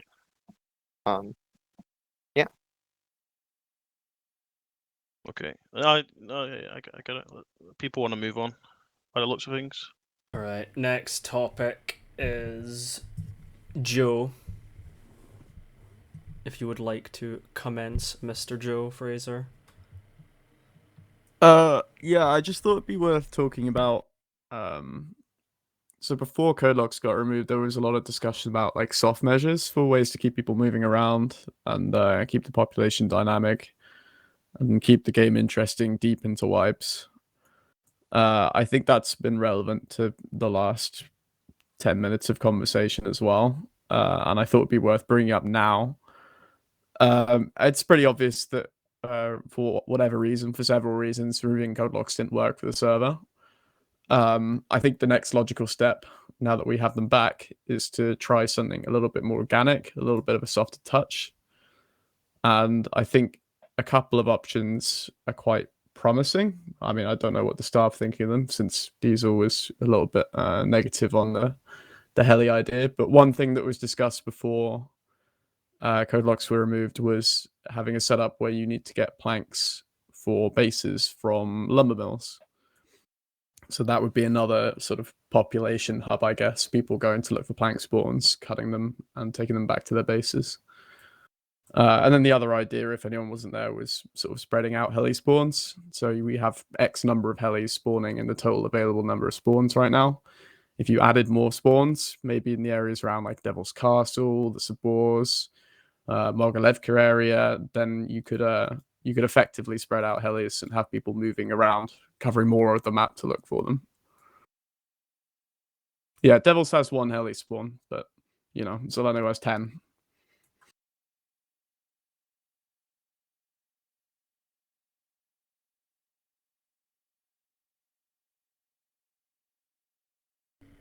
Anyway, that's all I had to say. I'm interested to hear what people think about it. I think it might be a quite positive way to sort of take a lighter touch and keep everyone happy, but certainly the plank idea was shot down before Codelocks were removed. I guess I want to see if anything's changed there. Go ahead, Tony. So because because of my location, this is gonna. I don't want it to sound biased because of that, but I like that areas specialize in different things or have different things in different areas. Like I know that if I want to go and find nails, yes, I can just search around out west and eventually I'll find something. But if I really want to look, I go northeast. Or if I really want, or I go along, east along the coast. Sure, I'm not going to find a lot of good military loot, and I don't know if helicopters are the way to do it, but or if there's like some other way. Maybe the convoys would be a good way to kind of space that out more. I guess it's the same thing essentially, but it's just one of those things where if you start to make the map too similar over the entirety of the map, then there's no reason to travel to another portion of the map because everything that you need is in one portion of the map. And that's an issue that I have in a different game that I play with my brother and friends is Scum, is that in every single grid of the map there's a town, there's a city, there's a bunker to get military loot. Why travel 20-30 minutes away when you can get all of everything that you need in that one area? I don't get it. Isn't that a good argument for what I'm suggesting?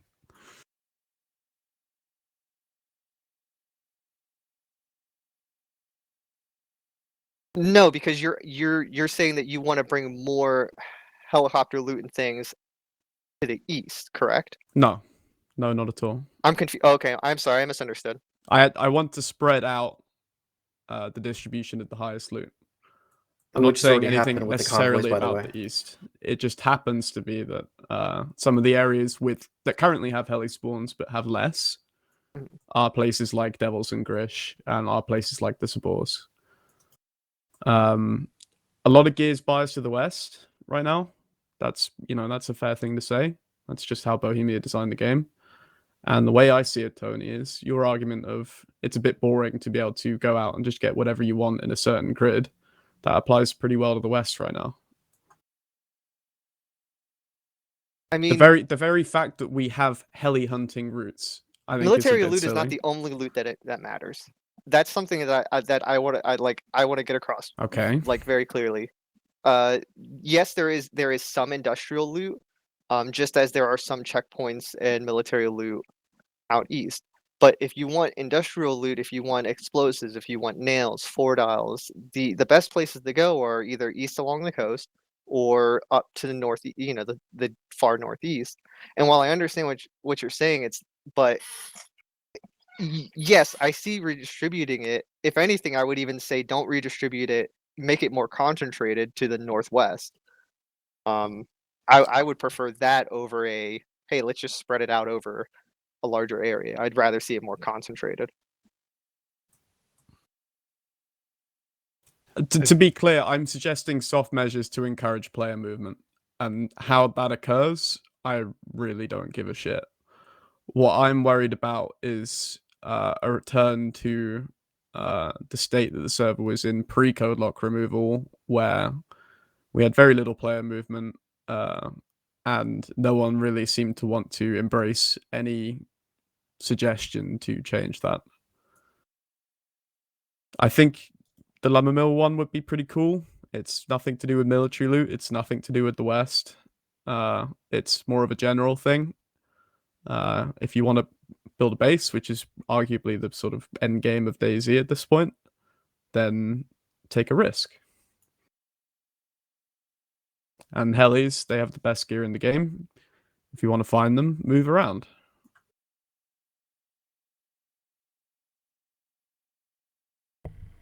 Ryan, you're next in queue.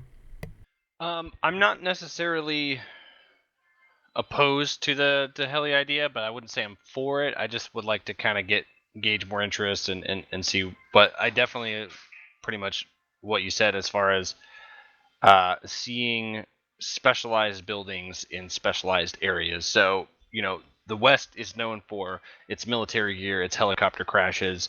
I think the North should be known for a specific purpose. The East should be known for a specific purpose. So I think maybe not necessarily talking from a loot perspective, but specialized items, right? You can get it in the West, you can get it in the North, East, South, wherever.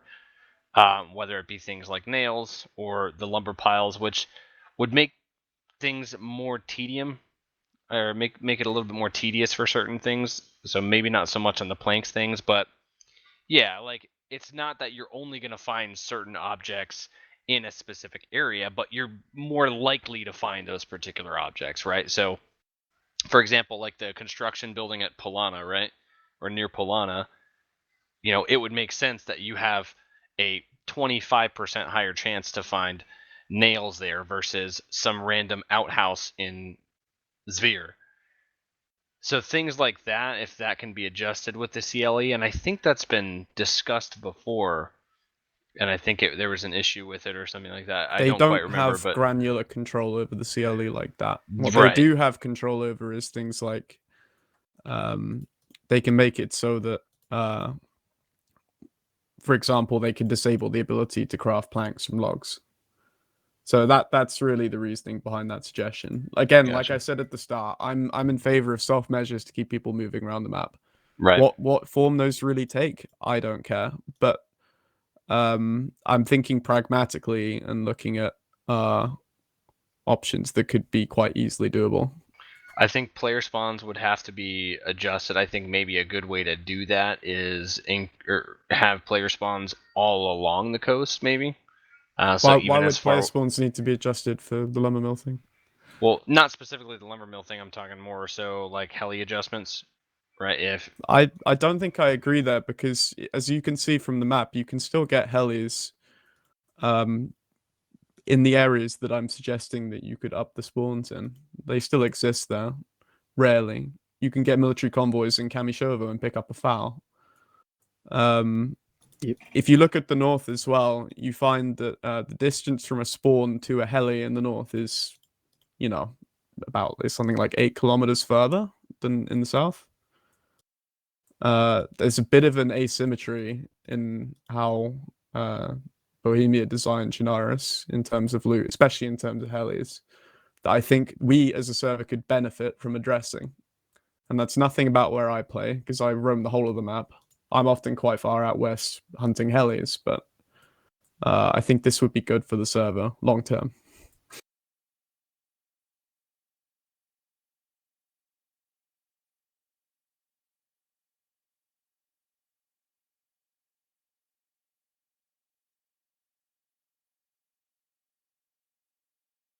Anyone else have any other input to give on this topic? Anything further to say?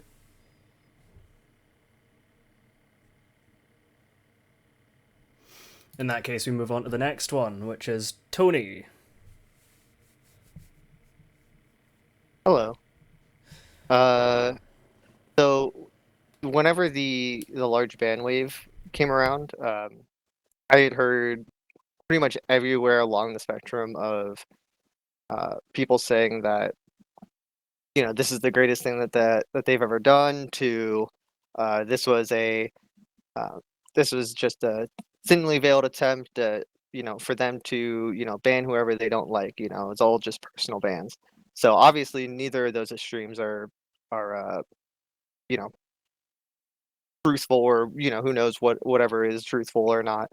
But I do know that there's probably a lot of questions, a lot of clarification that people would want and like to have, which is why I suggested it, because the best way to combat rumors and shit like that is just by asking questions. So if it's okay for me to ask the first question, I'd like to do that, which is, I mean, if you guys are open to answer it, obviously I understand if you're not, but I was wondering what criteria you guys looked at when you were deciding what constituted as a toxic behavior in the realm of that ban wave.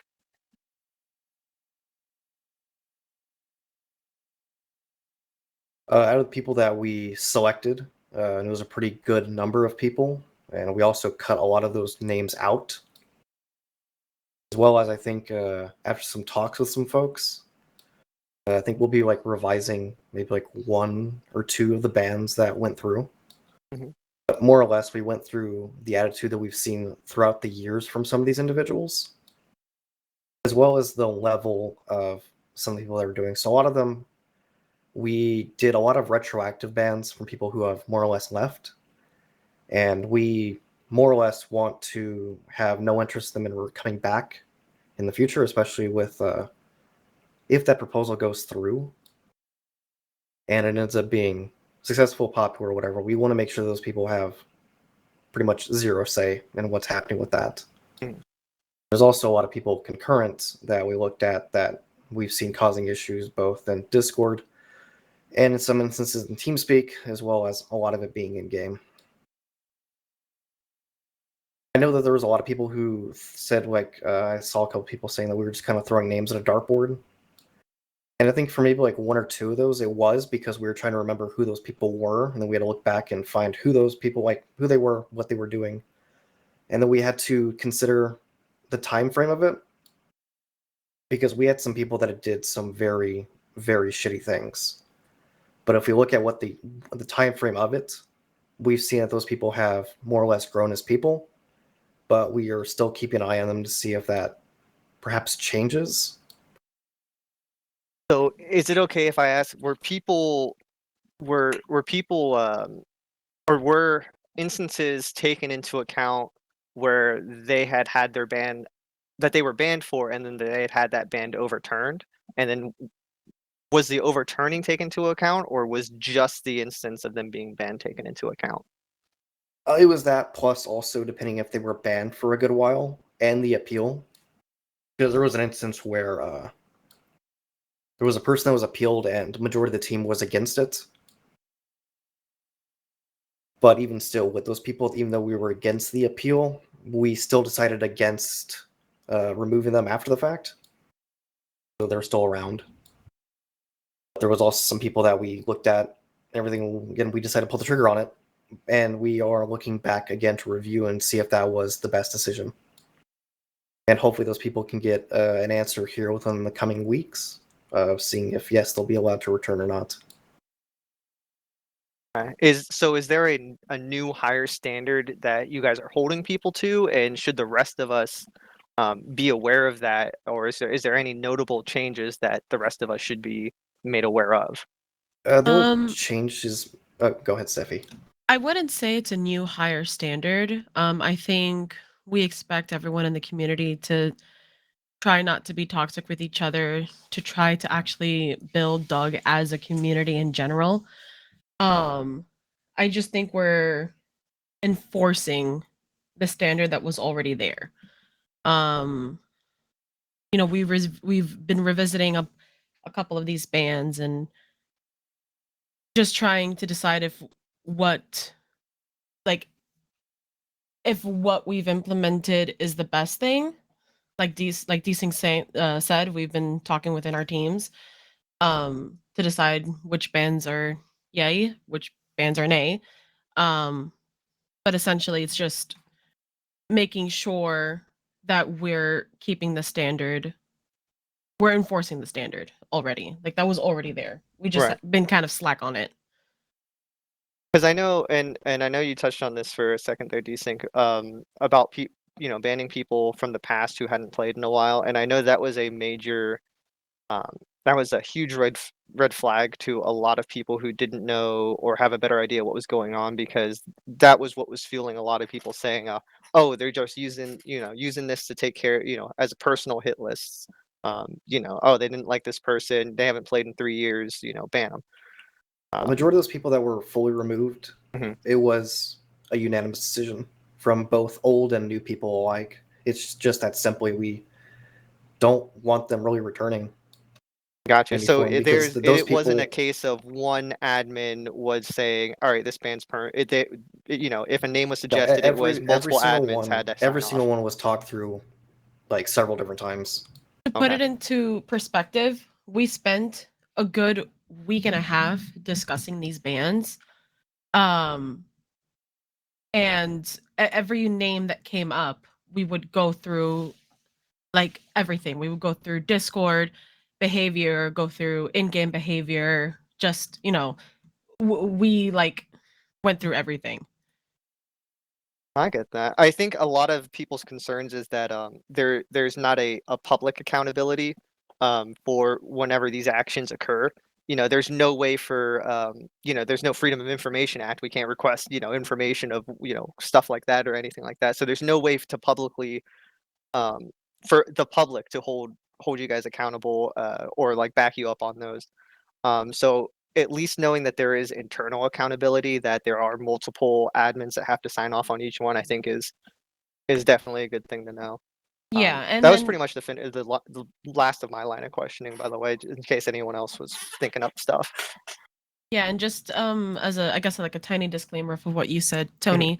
But also like I mentioned before, there have been a couple of people that have, that have been issued bans who have reached out to us, and we have been sitting down with them and just kind of discussing their bans as well. And then of course coming back to the team and revisiting these people to decide the proper course of action. Awesome.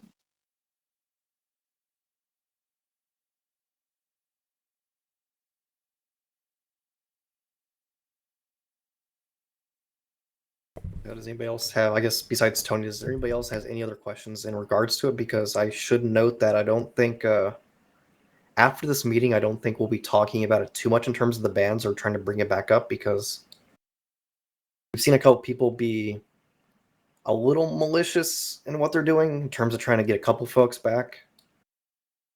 So I'd hate to see that we have people want to be sticklers about it throughout like the coming months and stuff, and just bringing back up past toxicity. We did this more or less to focus on what we consider to be the better future of Doug, considering it almost a close of a chapter and an open of a new one, especially with the proposal idea. Blake does have a cue. Go ahead, Blake. Hi. So I've actually talked about this specific issue for close to 2 years now with many staff in private. And I've actually talked admittedly somewhat vaguely about it. I think the last meeting or the one before that with you, Desync, perhaps you remember. So in Mr. Blue's message, there is this sentence that DayZ Underground staff team has decided to move forward. I'm going to skip a few words. We have decided to initiate this process by removing some members who have consistently shown a habit of treating other members of the community poorly, and who've shown persistent negative behavior on our platforms. Now, I've addressed this to, I think, 4 separate staff members who have all, like, over the course of about the 2 years that I've been here, that have all agreed with me. There's, as far as I'm aware, no action being taken on it. So I'm quite concerned that this sentence about consistent negative behavior on the Doug platforms was used when, to be blunt, so Diesel in specifically is very abrasive, very mean-spirited in his messages.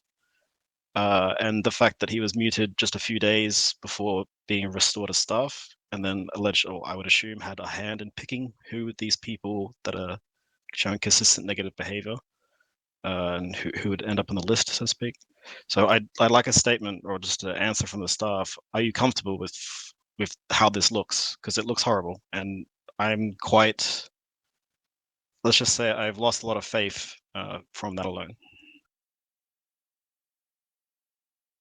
I know Diesel. I've talked with the guy for several years, worked with him for several years. I trust him. And if that dissuades your opinion on the staff team, then I'm sorry to hear that, but I consider him, besides his shitty behavior in Discord, which I look to correct and always chastise him when possible. But we should trust I you still to make the consider good him a decisions as well. It's been a That's consistent. not enough for me personally. Yeah, it's been a consistent pattern, Desync, and you can chastise him in private, but it keeps happening. And to be blunt, when he was an orange name, if anyone else in this channel said any or some of the things he said, they would be banned, and they would definitely not be put on the staff team. I also know that I don't, well, this is a personal opinion, but I don't think the staff have afforded that same I know them, I trust them behavior to a lot of the people they've banned. I think you guys have banned people who you don't know that well, and I think you may have gotten your impression of them wrong. And that's your right, you run the server, but how come he's different just because you know him? To be clear, I'm not saying you should ban Diesel on the spot, but I think it's probably a discrepancy in how you've treated the broader community. It seems like Diesel is invincible because he's a mod. Like, tell me I'm wrong, but that's how it seems from the outside.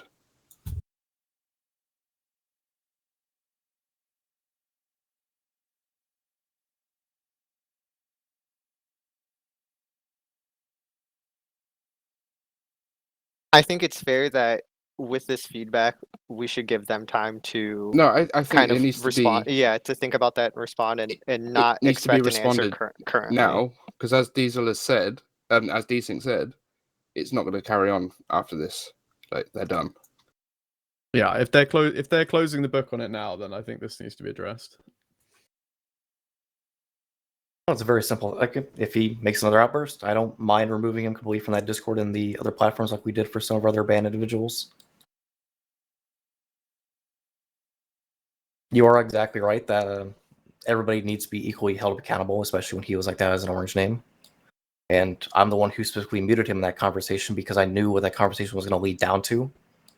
Because I know that between him and Spootin, they always butted heads. So before it got any worse, I decided to mute him, and I told him that. And he gave me more or less a thanks for that, and we moved on. And then he decided to more or less come back as a member of his staff team after I asked him to. You shouldn't be muting people to avoid things getting worse. You'd be muting them because they're misbehaving, and he was misbehaving. And so was Spootin, hands down. But Spootin's got banned. It just seems like a double standard in how you treat. I mean, Diesel's a good example, but in general, there seems to be a double standard in how people are treated in the staff team when they behave badly versus how the rest of the community are. Because you guys do sometimes, not all of you, and not all the time, but it does happen.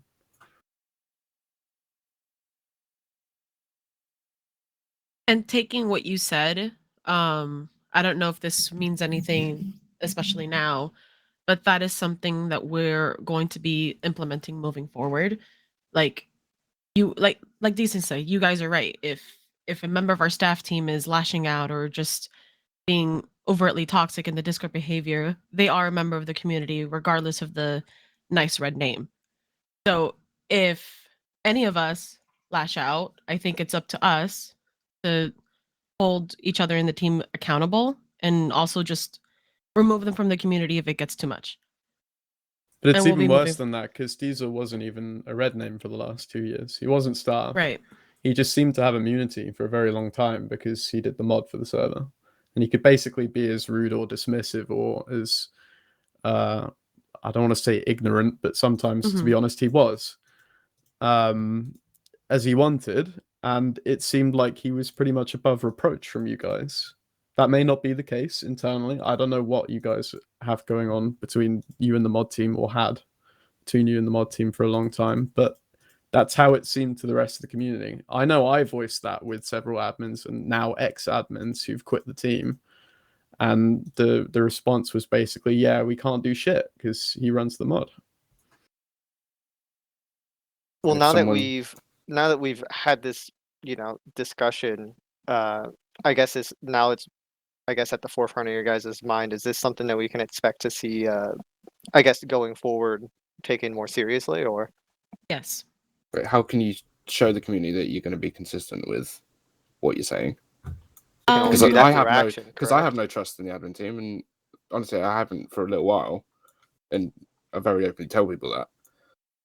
So I just don't see how can we all know as a community that you're going to be consistent with banning people who break the rules?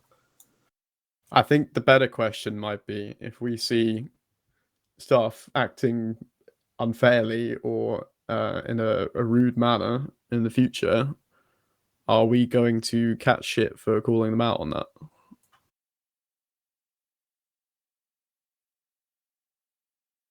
I think this will be something where maybe we would have to work, and when I say we, I mean admin, and then of course the community, like you guys. We would have to work together on that because I think that we tend to be maybe a little biased when it comes to the people that we're working with. In that regard, if you see one of us acting out, by all means, like if you think that you're going to catch like slack for calling out that person, maybe send one of us a message saying, "Hey, this is unlikely behavior." Yeah, but I don't know, Steffi, because I've to be honest, again, done Diesel, that, perfect Steffi, example. for I've 2 been, years. Yeah, I've been doing that for 2 years, and actually, I called out Diesel directly several times, and I said, "Hey, just stop being so rude," and he blocked me, and I think we're still in that position now.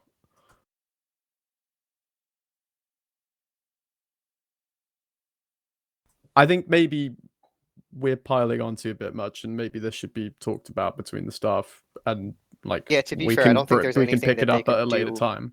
Yeah, there's But- nothing they could do or say at this very moment in time that Yeah, wouldn't at be. this very moment, sure. need- But yeah. it was just the fact that we were talking about closing the book on this that made me think, yeah, it's probably worth sort of bringing up, right? Bringing up, but also Blake brought it up. I'm pushing it because I think it's important. I guess the only thing that I will say in regard to this, maybe this is just me being a little bit of a newbie on the admin team, but I ask at least that you trust us, in which, like I said, it's a lot to ask for, especially since Henry, you were saying that you've lost a lot of faith in the staff team because of this. But I would say maybe trust us moving forward in regard to this, that if we see toxic behavior from any of our like team members, then that we would follow through accordingly. Why can't it be why can't it be retroactive? How is 2 years not enough? I'm not necessarily saying you should ban Diesel, but like That is you what banned you're a lot asking of for. people. No, we're retroactively not. for We're not asking toxicity. you to ban Diesel. So Joe does make a good point, because the recent actions of holding people to retroactively for their account. I understand. In this situation, personally, I think that it's fine to do it going forward, but the actions that you guys have Why taken should with people that, get banned for toxicity and Right. others get a pass?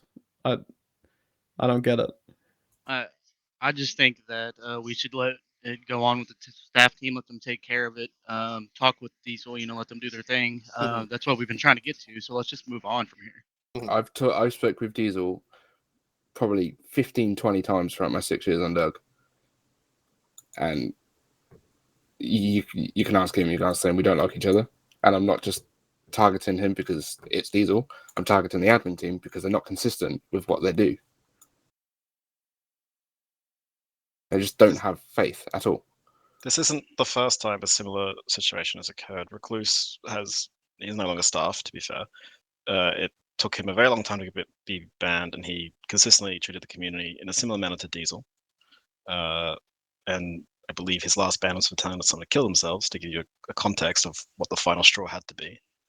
So it is difficult to hear we're going to do better, we're going to change, when it's very alarming to see what has been allowed to happen in the past, and that's still happening. And I think it's also very telling that Steffi and Desync, unfortunately, they're only two staff to pile on, but I'm yet to talk to a single staff member which denies that this is an issue.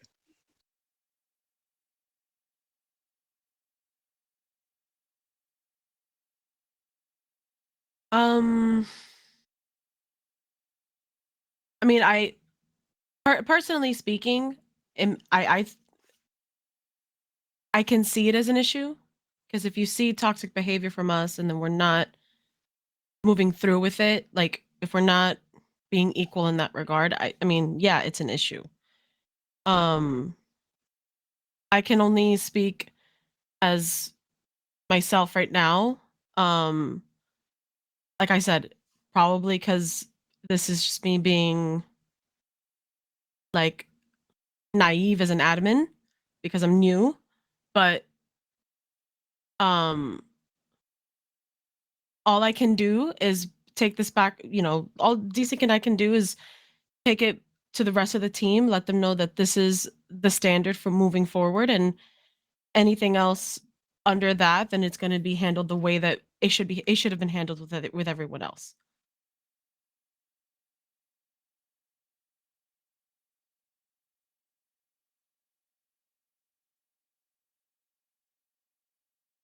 And I know it's probably not something that you want to hear. You've probably heard it consistently over the past 2 years. But that's Yes, I have. I know. I've heard it for 4 years, actually. But that is what that is what I can do at the moment, and hope that, and hold myself accountable to make sure that that the standard stays that way. And I think Desync also feels the same way.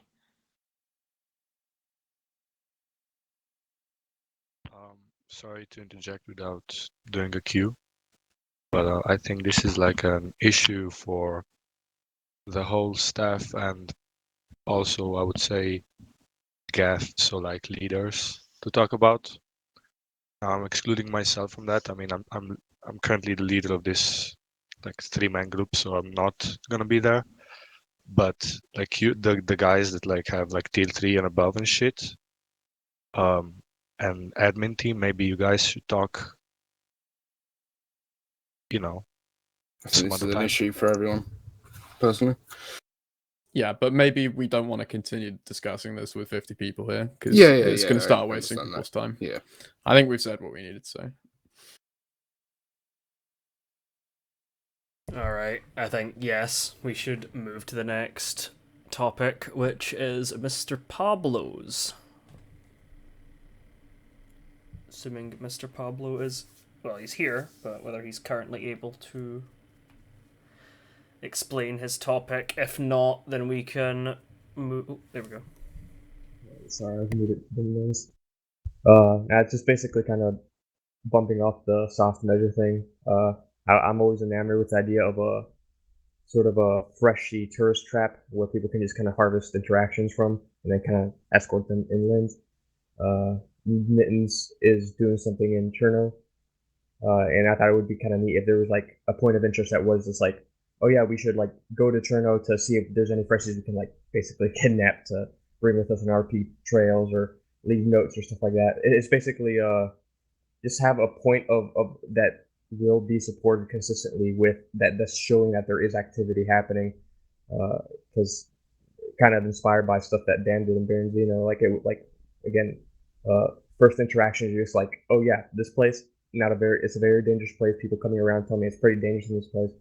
It kind of sparked a lot of intrigue. So I think it's just soft measure, encouraging people to be like, go to Cherno, post the thing, repair the tents if there's just like a tent out there to be repaired, leave some crappy knife or something. Just soft measure. Encouragement. Anyone have anything to say further on this? Oh, Tony. Got you by a second. Quarter of it. So I just want to make sure I have it clear first. So are you saying like like an area that even if sort of out of character, we all just sort of respect? Yeah, Kind of like so that's it'd be like in terms of like how people like specifically, I guess, like your members like, you know, gentlemen's agreement to be like, okay, there's nothing really to do right now. It's like, what is something like a possible objective is like, let's go to Cherno and let's just like see if there's somebody there. If not, then just kind of repair the place, make the scene active, like, because first impressions when somebody sees a place that's kind of active, even there's nobody there, it sort of inspires to start reading the notes. Like that was one of my favorite things during Vigils Camp, for example, during the no locks, is going in there and seeing all these notes of people like, oh yeah, I'm here, I'm there, I'm going this place. But like having a place that is like more consistent throughout the wipes, like choosing Cherno or maybe choosing a different place, I don't know. But like having a place that, oh yeah, the members out of character make reasons to visit and kind of harvest freshies and keep the place kind of interesting.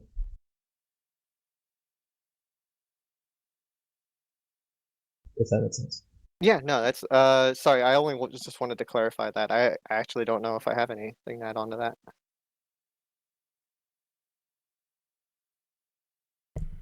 Biscuits is next in queue. I think Mittens is doing a pretty good job at the moment with what's going on in Cherno. There's lots of stuff there right now. So I should also add the idea also being like on a coast, like not to have people get stuck on coast, but to have something a point of interest that's on coast that leads people, like more encourages them, whether it's player interaction, whether it's notes, like to be like, oh hey, directly go to this city inland. This is where your next step is to go. Just intrigue stuff. The same way the maps can be intrigue, but in lieu of a map.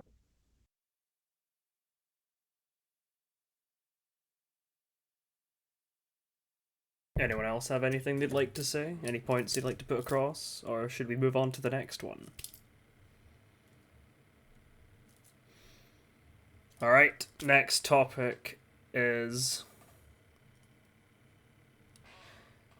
In terms of the billboards or big signs, there's been a lot of discussion about that more recently, but that is for another time, I suppose.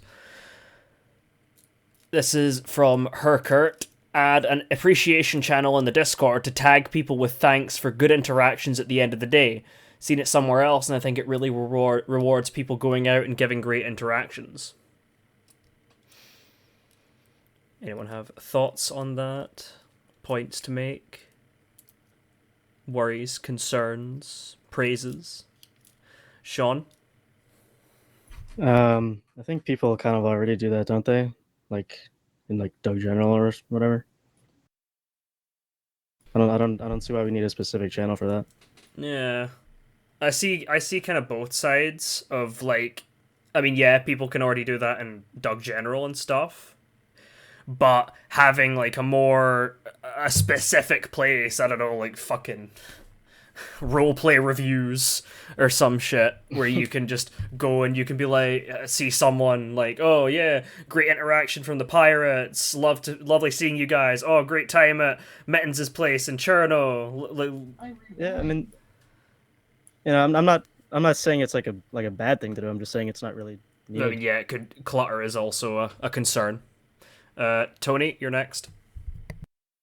So there was when two of the Vigil guys went off to play on a different server for a while once the pop started to die down, there was something that a different server they played on did that they thought was pretty lame at first, but then ended up really enjoying. And that was a Discord or a Discord channel that was sort of like acted as an in-character radio, where I mean, they said that apparently like admins would check to make sure if they were around or whatever that people posting actually had a radio on them, but you were supposed to have a radio on you before you posted in that channel, all that jazz. And people would do things like, you know, those sorts of public call outs, you know, it was great to meet you guys, kind of things like that. And it also added, I guess, like a way to show that the server is alive. It shows people that stuff is happening, because I know a lot of people will look at the server or look at the Discord and say, nothing's happening, nothing's going on. And they don't have any way to really prove that, or they'll run around for 5 hours and maybe see one or two people and then miss a whole bunch of others. And, you know, oh, the server's dead, and don't see another stuff. So I guess a sort of combined channel with what you were suggesting and something along those lines where it's an in-character kind of channel could really add to that sense of life, so to speak. Desync. Sorry, I completely tuned out. Everybody's been talking, so I had an idea. So I'm sorry if somebody's already said this. If you add that channel, make it only so non-members can talk in it. If they'd like, they can ping members directly. That's a pretty cool idea. Because the way I see it is that it's probably just going to turn into one of those really dumb circle jerks of members constantly visiting other members in some form, or just pinging their friends saying, hey, had a good interaction with you. It might give a good chance for newer players to give thanks to some of our veteran folks, as well as maybe new players thanking other new players. What about if you just put like a 24-hour timer on it? You could do that as well. Are you saying like people would just like farm thumbs up reactions or whatever in the channel? That, or they would ping each other back and forth to say, hey, this person's a good person because, hey, I pinged them a bunch in this channel.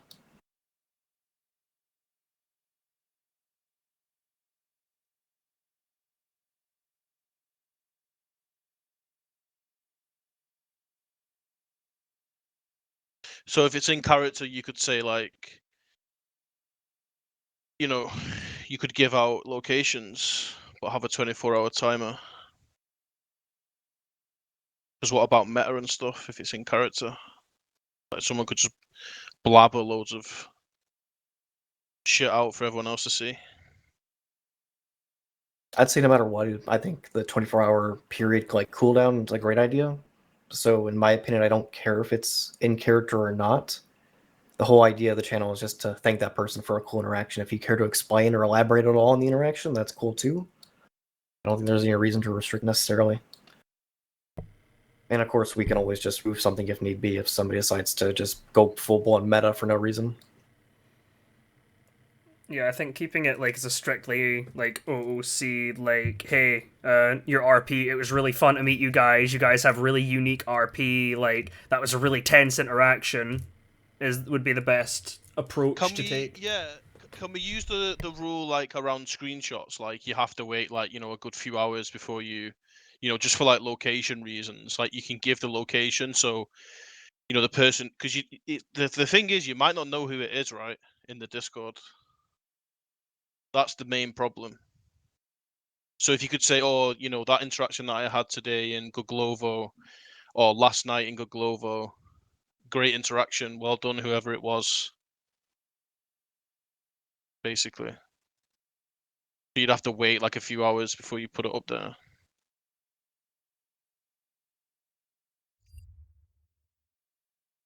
Blake, go ahead.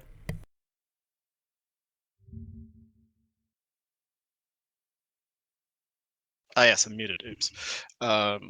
So I put some examples in the chat of roleplay Discord or server Discords that I'm in. I don't actually play it actively. They're Project Zomboid servers, but it's not relevant. Anyway, it's a slightly different sort of community type, but it's more or less the exact idea of what we're talking about. And you can see the sort of messages that get sent in a channel that's used like this. I think most of the concerns about meta or cooldowns are pretty easy to solve. It's more of a, here, this is actually what it would look like. Do we want this, yes or no? So I think personally it would be great, especially for groups which don't participate in or don't often post stories, or maybe they're not active in Discord and so on. Like the Hawks was a very good example of one of those groups. Fantastic role players and story drivers, but they were more or less invisible unless you had met them in game, which is a cool thing to do. And I've also had plenty of interactions where I didn't know who the other person was because they were playing like a one-off character. I didn't know who they were out of character, so I had no way of saying, hey, this is really cool, other than just putting in Doug General, and then someone mentions something about code locks and it gets buried within a few hours or so. So I guess my main point is this is what it could look like. Is this something we want? And I guess the specifics, like who's allowed to post there, how often is it meta, blah, blah, blah, can be figured out later. I'll watch the list. I like it, man. Because I think a lot of people don't, like, they just see this as another Doug General, but it's literally just a channel where you say, hey, this is really cool, and then you leave it at that.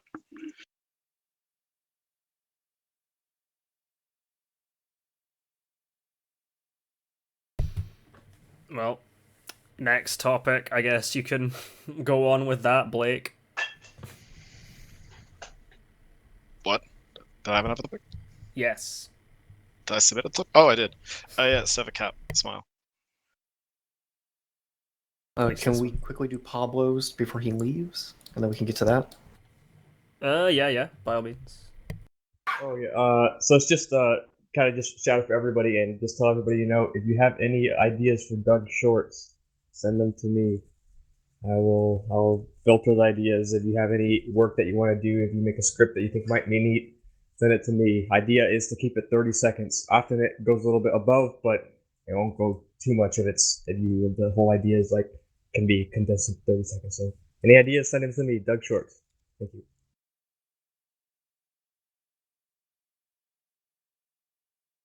Alrighty. And I feel like Blake's raise the server cap is quite cut and dry, unless I guess anyone wants to say anything on it, or if staff want to say anything on it. I'm just gonna put my foot down on it right now because we've already changed it 3 times now. It's gonna be a no until we see a consecutive, a very consistent queue going on, and then we'll up it. So far, it's just it comes and goes, and the moment we open to 70, that is when the pop drops drastically. Because as far as I can tell, people look at what the launcher says and they see medium, and to them medium they think 30 or less, when in reality it's at almost 50. because that's how it decides to gauge what the amount is. So as far as we're concerned, we're going to be keeping it at 60 for the foreseeable future. But again, we're keeping a close eye. And if there is a consistent queue every day, then yeah, we'll be upping it. Until that happens, no.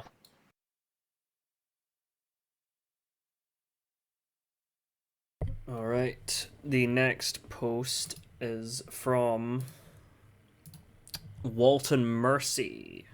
I don't think this person is in here. Oh, this is the one about build. This is the one about build anywhere. This one doesn't need to be spoken about because we're. No, it could be spoken about. Well, yeah.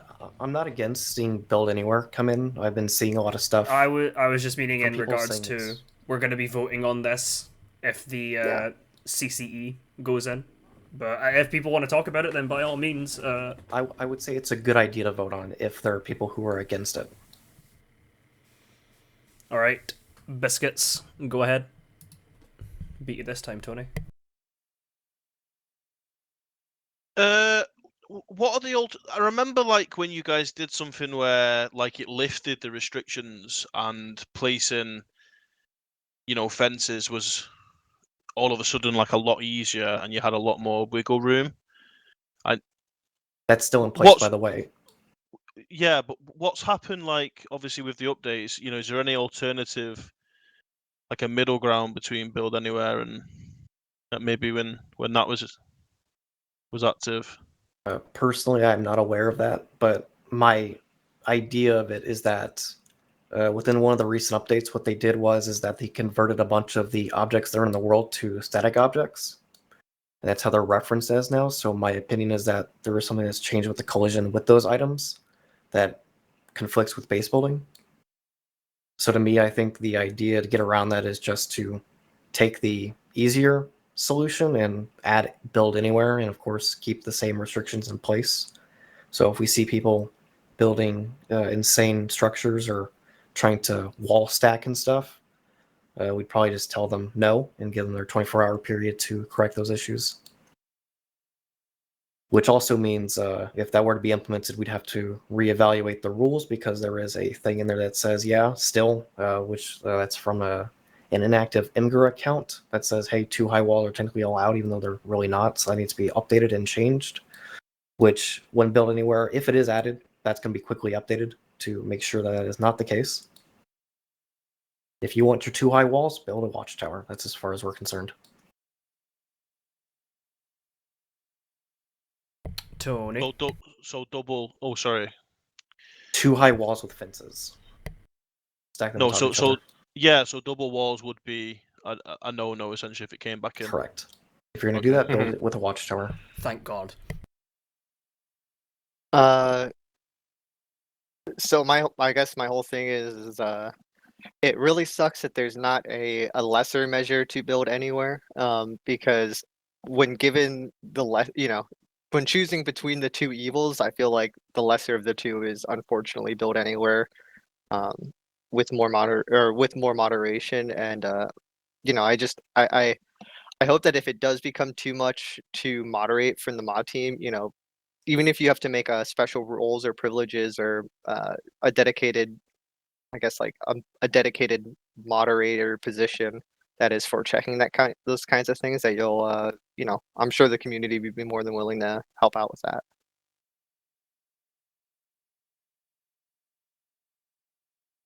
And sometime this week, I've already had some people come to me and say, hey, could you look at my base and make sure it's up to snuff? And so far, everybody who has come to me has been okay.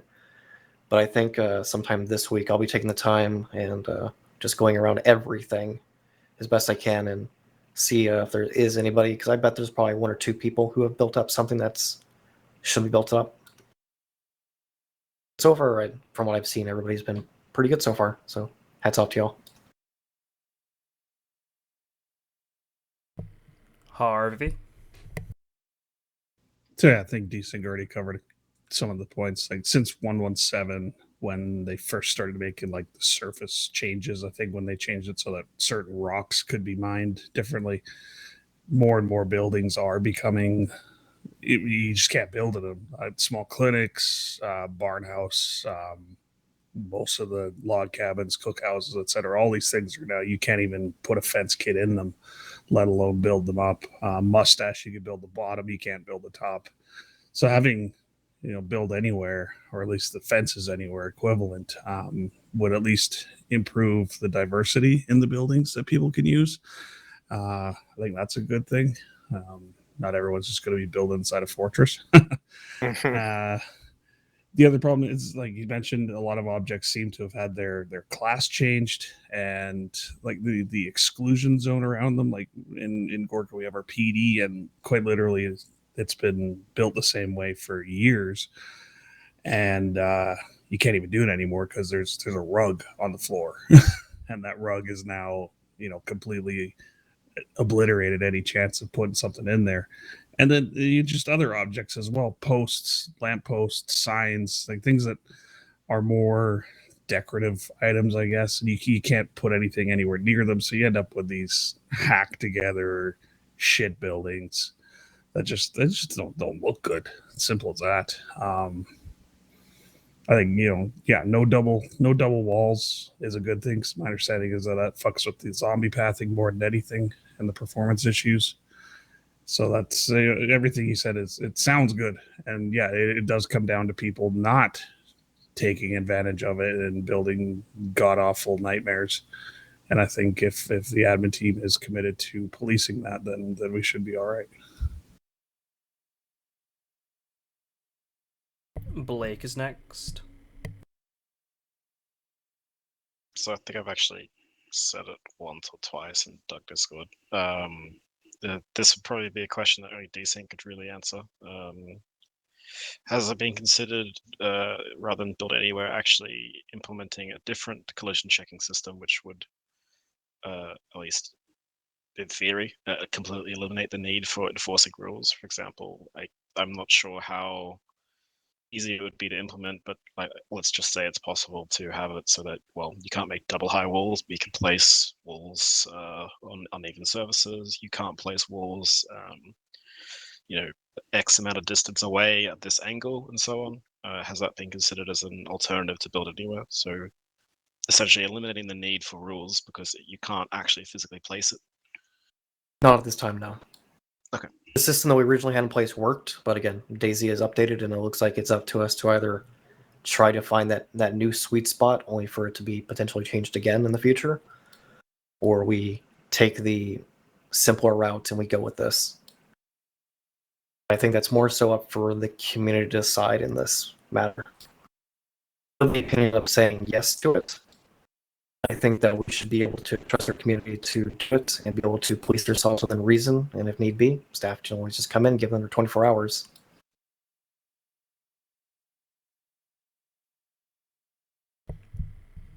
Biscuits is next in queue. I just wanted to throw one other thing there quickly. Sorry, Biscuits. Go ahead. Go ahead. It should also be the community that keeps an eye on this stuff. We used to do it back in the day that, hey, when we see something that's not right, shoot that person a DM if it's possible. Just be like, that's probably illegal. You might want to rethink doing that. So it's not just on the admins again.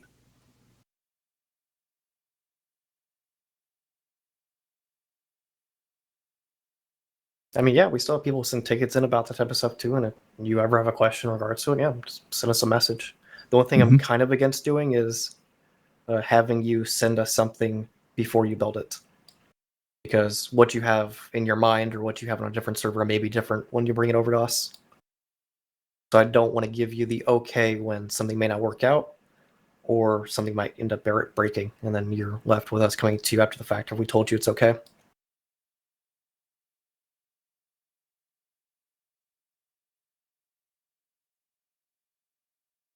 Finisher. It'll be pretty cool, as well. It'd give the solos and the new players on the server to, build in a forest somewhere. They always seem to be excited about new players to DayZ. They want to just go and hide in the forest and build a little base, and Build Anywhere would help them do that as well. So I think it would help people staying on the server in a way. So So yeah, it's pretty cool in that regard as well.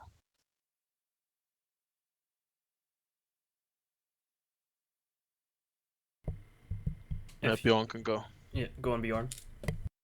All right, so one thing I'm hearing from a lot of people is that people don't want the giant, like, gigalag bases or the ugly bases.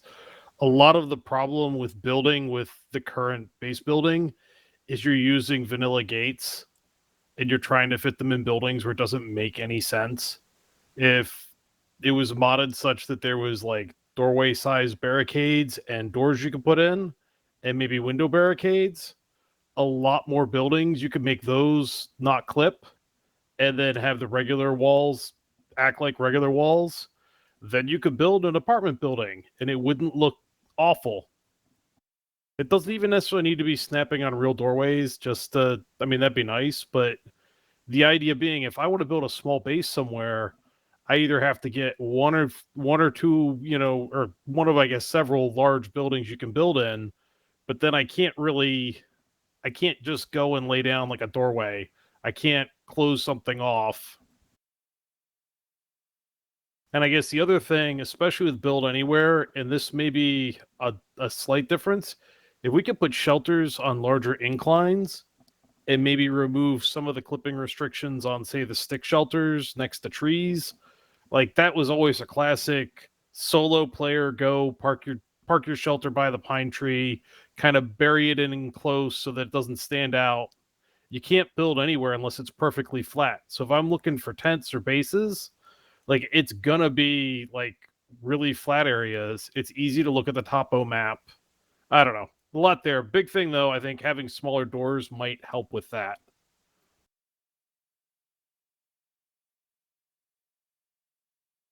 Retract my queue. I'm just typing something out.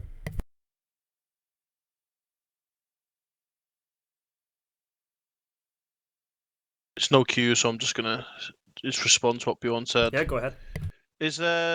Is there mods like that where you can have like doors and shit and like windows? There is a more doors mod I played with, I don't know, a couple years ago. I don't know if it's still current. I suspect there probably is. I know it had some things you wouldn't want on the server, like vault doors and whatnot. But I feel like there's a lot of potential there to, you can have some doors in your base and have it not look awful. Also, bringing up what Harvey said, that if you've got like a small door, then you can only have like one person like whacking that with a sledgehammer, as opposed to 3 people whacking on a wall. But D6 posted something. I was sent that recently from another server built that themselves, apparently. Oh. I don't know if that mod's at all public. I assume it's just in-house for them. I do remember that there was an issue with, I think it was like, it was some other mod a while ago that basically just resized a bunch of the BI's walls, and it got taken down because they used a bunch of their assets. But something like that, like the screenshot that you've shared, would be really cool. Though of course you'd wall health would have to be considered, because it's a smaller surface, less people could like hit it or shoot it, or I guess less shrapnel from an explosive would hit it. So yeah, it a could lot be of these, a whole these thing. door mods haven't been updated in about 2 years or so. So whether they work or not, no idea. Yeah, I'm just throwing it out as a potential thing. Even if there's just some smaller walls. Even if it was vanilla gates, but like scaled down, that might help. I don't know. Because then at least you'd have some. You're not allowed to do that. We can't do that yet. Ah. They teased us with object scaling with 119, but it didn't come. So maybe in the future that could be an option, but I'm not gonna hold my breath on it. But yeah, basically there was another mod that just took the vanilla gate textures and had like different sizes, so you'd have like a gate that's like half the size, or a gate that's like enough to cover a doorway, but they got hammered down by BI because they used their assets. You're not allowed to modify their assets. Yeah, Gotcha. the other one, the other I mod like- building fortifications. Yeah, I think doors only inside of structures make sense. If you're gonna do the door kind of thing, like I think it'd be kind of silly to have it like a bunch of regular walls and then no gates. But I think in buildings would be cool.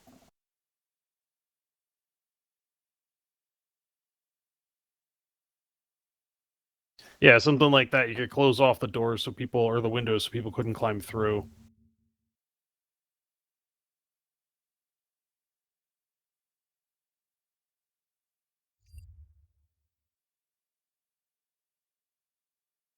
I think the other benefit, though, to having like doors actually in the door frames is it just makes stuff look more aesthetically pleasing, which may not be important to everyone, but I think it looks a lot nicer than having giant weird gates in buildings you clip through walls and all the rest. Say that, but it's drip or drown out here, bitch. Actually, when you look at this mod, doors fortifications, they actually do have fortification for doorways. Yeah, that mod would more or less take care of it. So my thought is if you guys are interested in Build Anywhere, vote for it. And if you guys are interested in having stuff like smaller forms of fortifications, like blocking just doorways, sounds like building fortifications is the thing for you. Keep those in your mind. I'd also like more cosmetic things of that sort that just make things look more lived in and apocalyptic. But that's a discussion Speaking for of another which- time. Oh, we can discuss that right now, actually, because we have a couple of faction folk in here. I know Harvey's in here, and I'm actually curious what he's got. I've gotten 2 submissions so far from factions. In Get your terms shit of their submitted, custom Harvey. locations, and one of them is still being worked on. We're talking with Creep to see what can be done, but you know what's going on with him on his side of the pond. Vigil has submitted theirs, Admittedly- and they're happy with theirs being done. And I also should note, next mod update, we're adding proper roads, Chernarus roads to the mod. So if you'd like to use those at all for your creation, like a pathway up to something, because I know that's what Vigil did. So now they'll have proper Chernarus dirt roads to their place.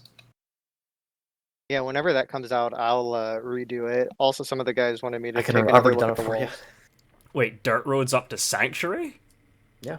That's I mean, cool as I fuck. don't mind showing like a screenshot that I taken for some of the guys, but essentially, I tried to build Sanctuary like it was.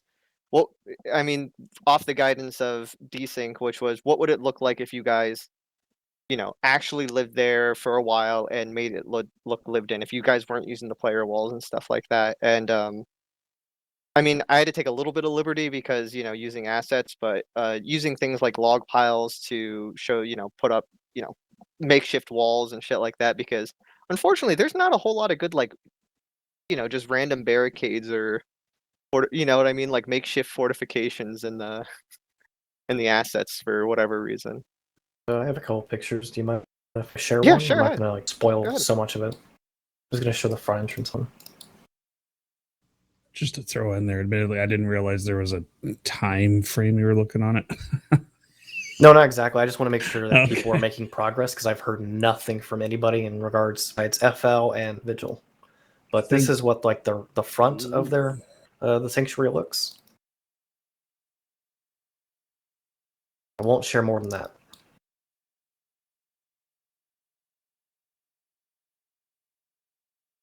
Oh, that's cool. Yeah. I mean, no one ever hangs around in the pubs because they're always in spots where, people are like, oh, we don't want to spend the night. And I'm like, what'd be cool?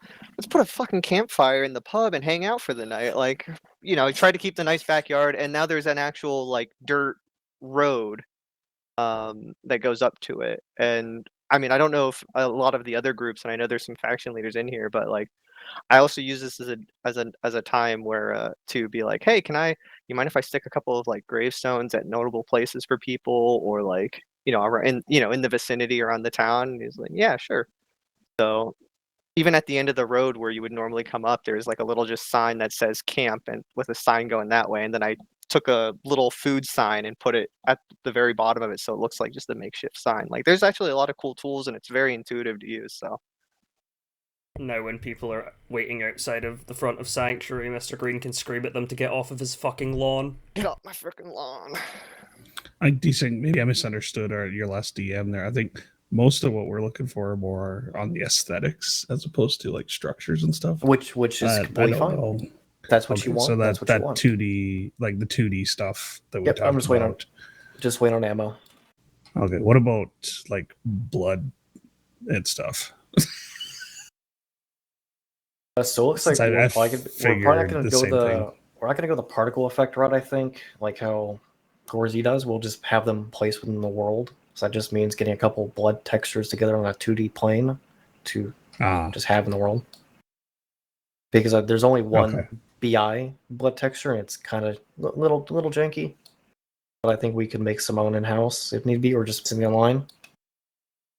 Yeah, or I'm sure there's probably stuff on, you know, Artbox or whatever the fuck it's called. So if it comes down to it, for you. if it comes down to it, if you're not inclined to make something, just send me a concept thing, and I can see about making it myself. So that's anybody else here. If you're not comfortable with, well, if you're perhaps not comfortable with just like putting your own hands and making something with the list that I gave you, just let me know, and I'll see if I'm making something myself for you guys. Yeah. Which is what I'll be doing I'll anyway double for FL, for example. There might be a couple structure things, but yeah, we admittedly haven't done much on it. But most definitely the idea of like bloody streets and the paintings on the walls and stuff. I think we're definitely more eager on that. Which is awesome to hear. But yeah, I mainly it's not so much as a time frame. It's that it's just making sure that people are at least thinking about it, because I know we already had like Vigil was like instantly on it, and they already have something done. So I wanted to them maybe kind of go back to the drawing board, just make sure that's what they want, because I know, for example, I was talking with Steffi about like what Torchwood wants to do for their stuff, and I want to make sure that people are happy with what they have and that they just don't instantly get bored with it and then they want to go back to the drawing board again and push us with something else new. Maybe I'll just get some overhead shots on offline and mock up some places, I guess. Works for me. Okay, I'll do that. I admittedly had the Adderall focus like on that the one night and just went like 6 hours deep and like placing all these assets, like trying to get them looking perfect.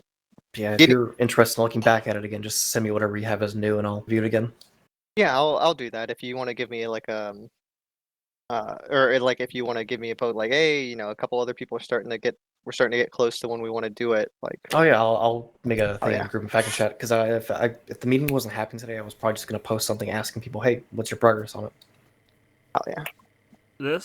The whole like sanctuary basically going from being like a player built thing to like an actual like structure using BI assets makes me think that could be a cool change to see, like with other long-standing POIs, things like St. Joe's, for example, which has been around for fucking eons, but I suppose that's... So, keep in mind that we still want people to build within these POIs as well, still. Like, we'd hope to see that's what Vigil chooses to do, but from what I've heard, Vigil is willing to put up with the risks with this build associated with it.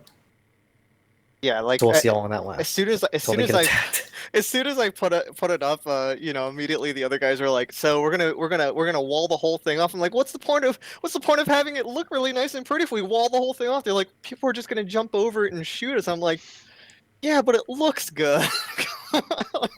Just something to keep in mind about. Would you guys be against, like, you know, the stuff that you do in there? Let's say people always say like the Northeast, there's not much going on. Would you guys be against, you know, putting something there? You know, like a new, I don't know, you know, a new building or a small town or something. You know, a small base, military base or something that, as you see on other servers. Oh, you mean new? Yeah, I'm already working. Yeah, on it. I've been working on that for a while now. Okay, that's great. That's why we added the new roads as well and helped with that, because the only option I had was Livonia stuff, because Trinara stuff is not configured.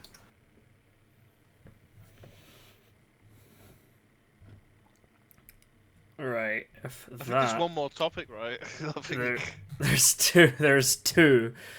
No, there's... the one that you can scrap mine off. Oh, right, yeah. Because we basically, we already talked about the CCE. So yeah, there's one more topic, and that is Mittens, who is not here.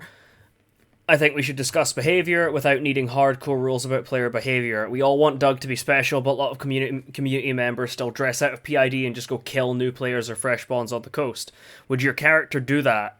Is that the sort of first impression we want players to have of the server? The first RP to be bullet RP with no interaction. There are plenty of other servers players can go in order to get killed on the coast by geared players without interaction. We should maybe get away from the rings that make some servers so toxic, and focus on the sort of play that makes Doug so unique. I'm not saying no coastal violence, but I think we can have cool holdups, etc., without just running around blapping everyone you see. How can we encourage the sort of behavior and interactions Doug is so famous for and tell more awesome stories?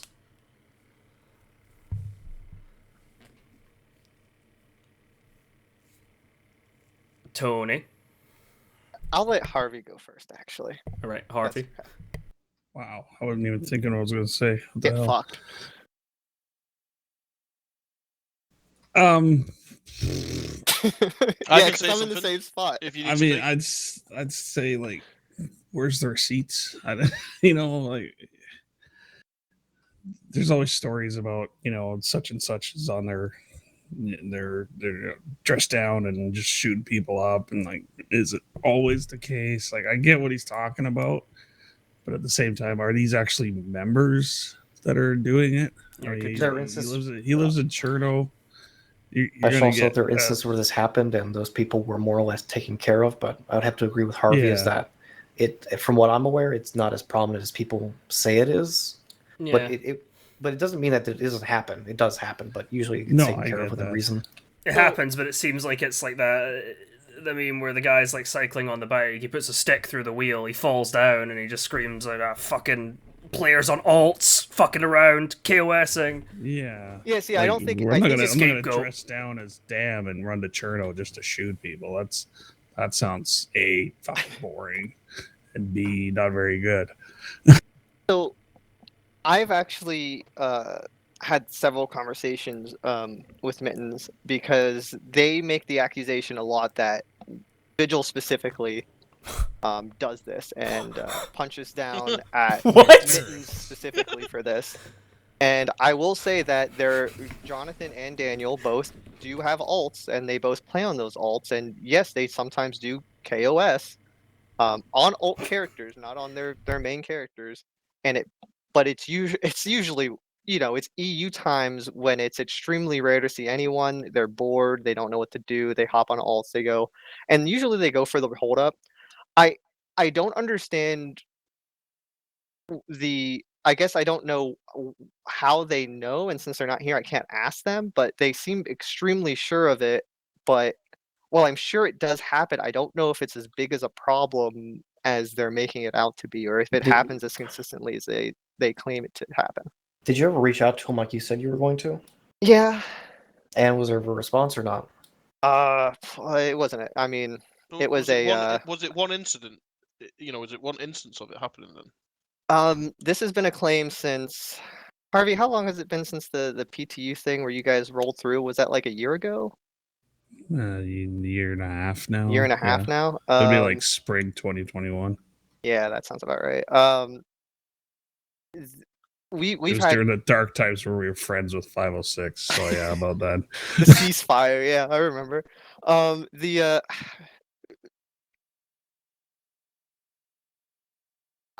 We've had an issue with them, and we tried ignoring them and stuff like that. Unfortunately, we were not able to come to a consensus. I was trying to tell them OOC just very bluntly, like, here are the facts, that here's what happened. They disputed that and said that is not what happened. And I said, okay, I guess we're just not going to agree.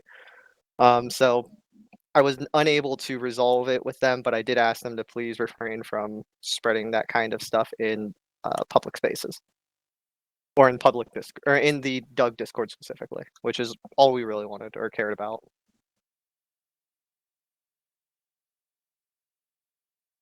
So no, we've just taken to, because like it was with Pablo's point earlier about having that space.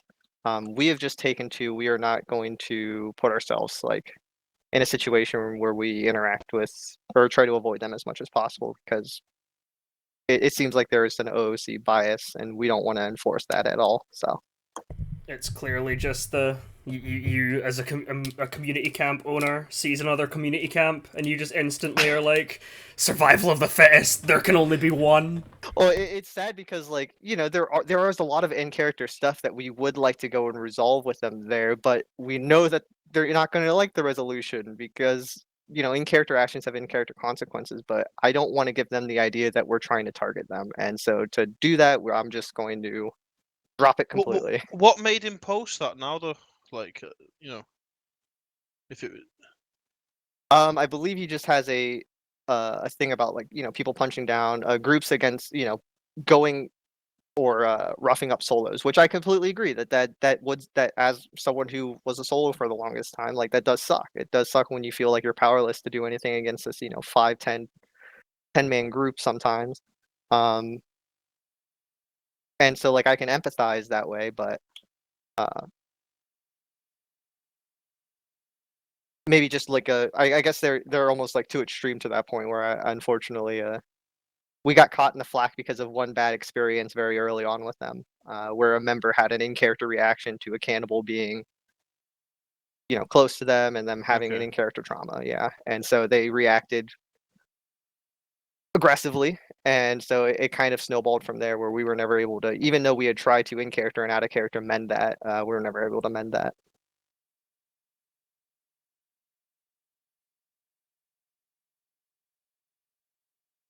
To be Yeah, fair, I think I don't- there I is a don't- point yeah. in there that is valid. I don't Mhm. again, I don't know if it's really among whitelisted members. I mean, you're going to get people that are new that just turn into war zones. I mean, yeah, it's the How coast. do you differentiate the two? I don't know. And Tony brings up a good point. IC actions have IC consequences. Even if you're a solo guy, if you're up to no good, it's going to come and bite you in the ass sometime. I mean, yeah, like, it's a very common thing of people living. I remember when the Reverend used to live in Cherno, and he would always talk about getting, like, KOS. I don't think he really accused people of doing it on their alts, but, like, still, it's Cherno. It's, like, on the coast. It's one of the most, like, large coastal cities. And it's usually for a lot of people's first time playing, that is a common place to go. They know that there's a lot of stuff there, and they might not be fully in that mentality, or they're in that I just want to get home mentality, or I am not in PID. I'm frustrated because I just got killed and lost all of my stuff. I'm just gonna run around and shoot people until I get off the coast, and then I'll go back to being me. And like I empathize with that, and certainly we should try to temper that, but at the same time, I'm not going to chastise people for having like a shit day. A shit day, yeah. Especially if I don't have the stats or anything, but maybe it is a bigger problem than I'm giving it credit for. But I think it's just like crackhead on crackhead stuff, like a freshie on freshie violence, and they turn into a crackhead, and then they can't really fight the real factions out there, so then they just think, I'm going to go and shoot some freshies. But I don't think anyone who is established in the community and on the server and in a main group or faction is doing shit like that. I mean, yeah, KOS happens in like situations, and maybe sometimes like you're on your alt, you're in like Cherno is a fucking war zone, so like I'm usually on edge when I'm in fucking Cherno because you never know who you're gonna find. Yeah, it's a natural part of DayZ. Yeah, exactly. But in terms of like a full squad running down there like armed to the teeth, that's definitely not happening. I don't think so anyway. I mean, I as a group leader, and I suppose as other group leaders, I will try to encourage my guys, to resist the urges, as much as possible, I suppose, or as much as makes sense. But if you're on your main character, then you're on your main character. If you want to play an alt, I know Mr. Blue had he had outlined a couple of times how to do a one account alt.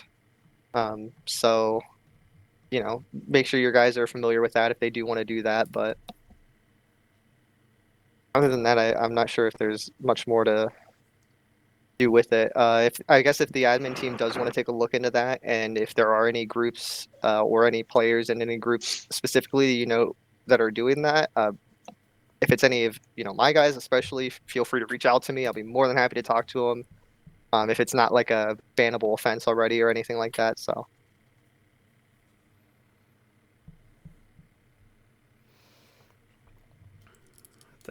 I think that sums up the meeting. The meeting that has been going on for. Is that almost 3 4? hours. Is that almost 4 fucking hours? No, almost 3 hours. Oh wait, no. Yeah, almost 3 hours. Change your clock, Mac. No, my clock has changed. I'm just like my brain is just melting because my ADHD is beckoning me to go and like get stimulation. I have one question. What do we think about removing stupid loot from the stupid Southwest? I'm kidding, but I suggested it and try to keep us down. I suggested it and actually got a lot more thumbs up than I expected it to. So I don't know if this has already been discussed. Yeah, we discussed it before. Okay. I mean, I'm all for. I think me and Joe were on the same page, but we were conflicting on the details. He was saying to spread loot out more, and I personally say make loot more specialized. If you want high end gear, fuck helis. You know what I mean? Like maybe all the helis should be up in the Northwest. Along with just intermixed up there. Stuff like that. Maybe, you know what I mean? Maybe most of the industrial should be spawning in the industrial towns that are out in the Northeast or out, just in the East in general. Or most of the agriculture stuff is in the Southeast. Like, I completely, I think that's great. I love that idea because it does encourage people to go to those places to find things that they need. I mean, I don't know what the right solution is specifically, but I found a foul like literally on the coast, and it's kind of crazy. You're just like, okay, I guess I have this now. Like, That's the convoys for you. I think they have like heli tier loot or something. I mean, the convoys are great, and I love them. They're so cool. The evac isn't much further than there, and you've always been able to find autos at the evac, so it's not that It big of a. was right outside the evac, like right next to it. Where can these things spawn? Because seen one. They're denoted on iSurvive, I believe. What they're called situations. The convoys. Yeah, they're referred as military situations or police situations. Are they all on the coast? No. Some are on the coast, but like convoys are spread pretty decently all around the map. I've found east and one west. in Lapatino. I found one up northwest-ish, like I above think- Novaya. I was looking for them. There's one near fucking Tulga. Holy shit. I was looking for the map at the map at them, and they are pretty centralized in the Northwest, like around the airfield, but they do spread themselves out very. Actually, no. Yeah, now- there's now that one I- at now that I fucking look- Kamirna. I was gonna They're say all along over. the North Highway. What picture is it? Oh, the red. Okay. It's the pink truck. Yeah. Just keep in mind they blend in very well with the environment. I mean, every time I like die and run the coast or whatever, I find at least one. Which is funny. I thought, and maybe Doug has this different, but I thought that they only had one military convoy spawn at a time. Vanilla, but I could be wrong about that. Oh, they have more. Oh, okay. Is it? I know you probably don't want to tell, but are we seeing like more than helis or? I don't think so. Because if that's the case, then But I guess they're a since pretty they're good spawning alternative to essentially heli heli hunting. loot, we've essentially, if it's the same amount as helis, then we've essentially doubled the amount of heli loot, which is, I guess, something to look Actually, at. probably more than doubled because like this stuff spawns like on. There's usually That's true, various there's trucks and that stuff spawns like all over. Well, I think. I mean, I might be wrong, but from the few that I found, the like good shit only spawns on next to one of the buildings and one of the cars. Sorry, and like every car doesn't have that kind of loot. Yeah, the rest of it seems like there's usually like just helmets, boots, clothes, ammo, backpacks, maybe the odd like M16 or baby AK. Now you can find pretty good stuff on them. Oh yeah, You can I find, like, personally, FLs and stuff. I love and Yeah. I love this scenes that they create. You know Oh, what I yeah. mean? I think it's really interesting. I don't know if maybe that's worth a balance pass or a look at of its frequency or how often that they show up or There's how many loads, of isn't them. there? I wish there was more. I wish there was more police situations. Yes. Honestly, like I've ran up on like 2 police situations in my time. Yeah, I'd almost say Police? Like a lower, police event? lower military. Yeah, the give us police more events. ones. We ran into one the other day, and there was like 3 or 4 cars there. Yeah. I Yep. can remember. They fully replaced police car wrecks with these new situations, and there's a ton of them on the Yeah, map. it was. Are it they was fully awesome. replaced? I thought they were. Yeah, they're replaced. Like the old they police switched cars them are up. gonzo. Oh, so they reduced the. Okay, oh, maybe it is the same because. It's harder to find them now because restarts do not affect them respawning. Ah. That's what people are getting caught up on, is that, like, if you come across a helicopter crash after a restart just happened, there's a chance that's not going to have loot because somebody else had just loaded earlier. Yeah. I tend to find a lot of shemags at them. The red shemag, heli loot, hog helicopter. No, they're actually in the police loot now. It's fucking Oh. wild. For real? Fuck yeah. Yeah. We need to turn it back down? All right, yeah, we'll I make found it. one. Oh! Like turn it back down, right? Hey, wait. Well, actually, you know what? Fuck it. I don't wear them. I don't care. Hey! All right, yeah, so that works for me. All right, I'll have to change them. Yeah, Harvey can just use listen this to invisible ones. God, I still haven't. Desync, while you're at it, can you remove those red paisley bandanas as well? Thanks. Oh, okay. Don't do that. That's just mean. Yeah, sure. Yeah, remove eye patches too. Nobody wears them. No, Okay. please no. I can't believe you And with- target and said with like should. this. Remove only the black witch hood. The brown one can stay.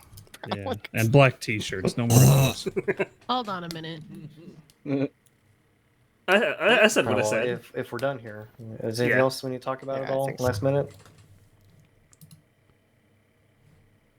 They have held their peace. I believe you are all dismissed. The bell has dismissed you. Maybe the number of groups that didn't show up to this.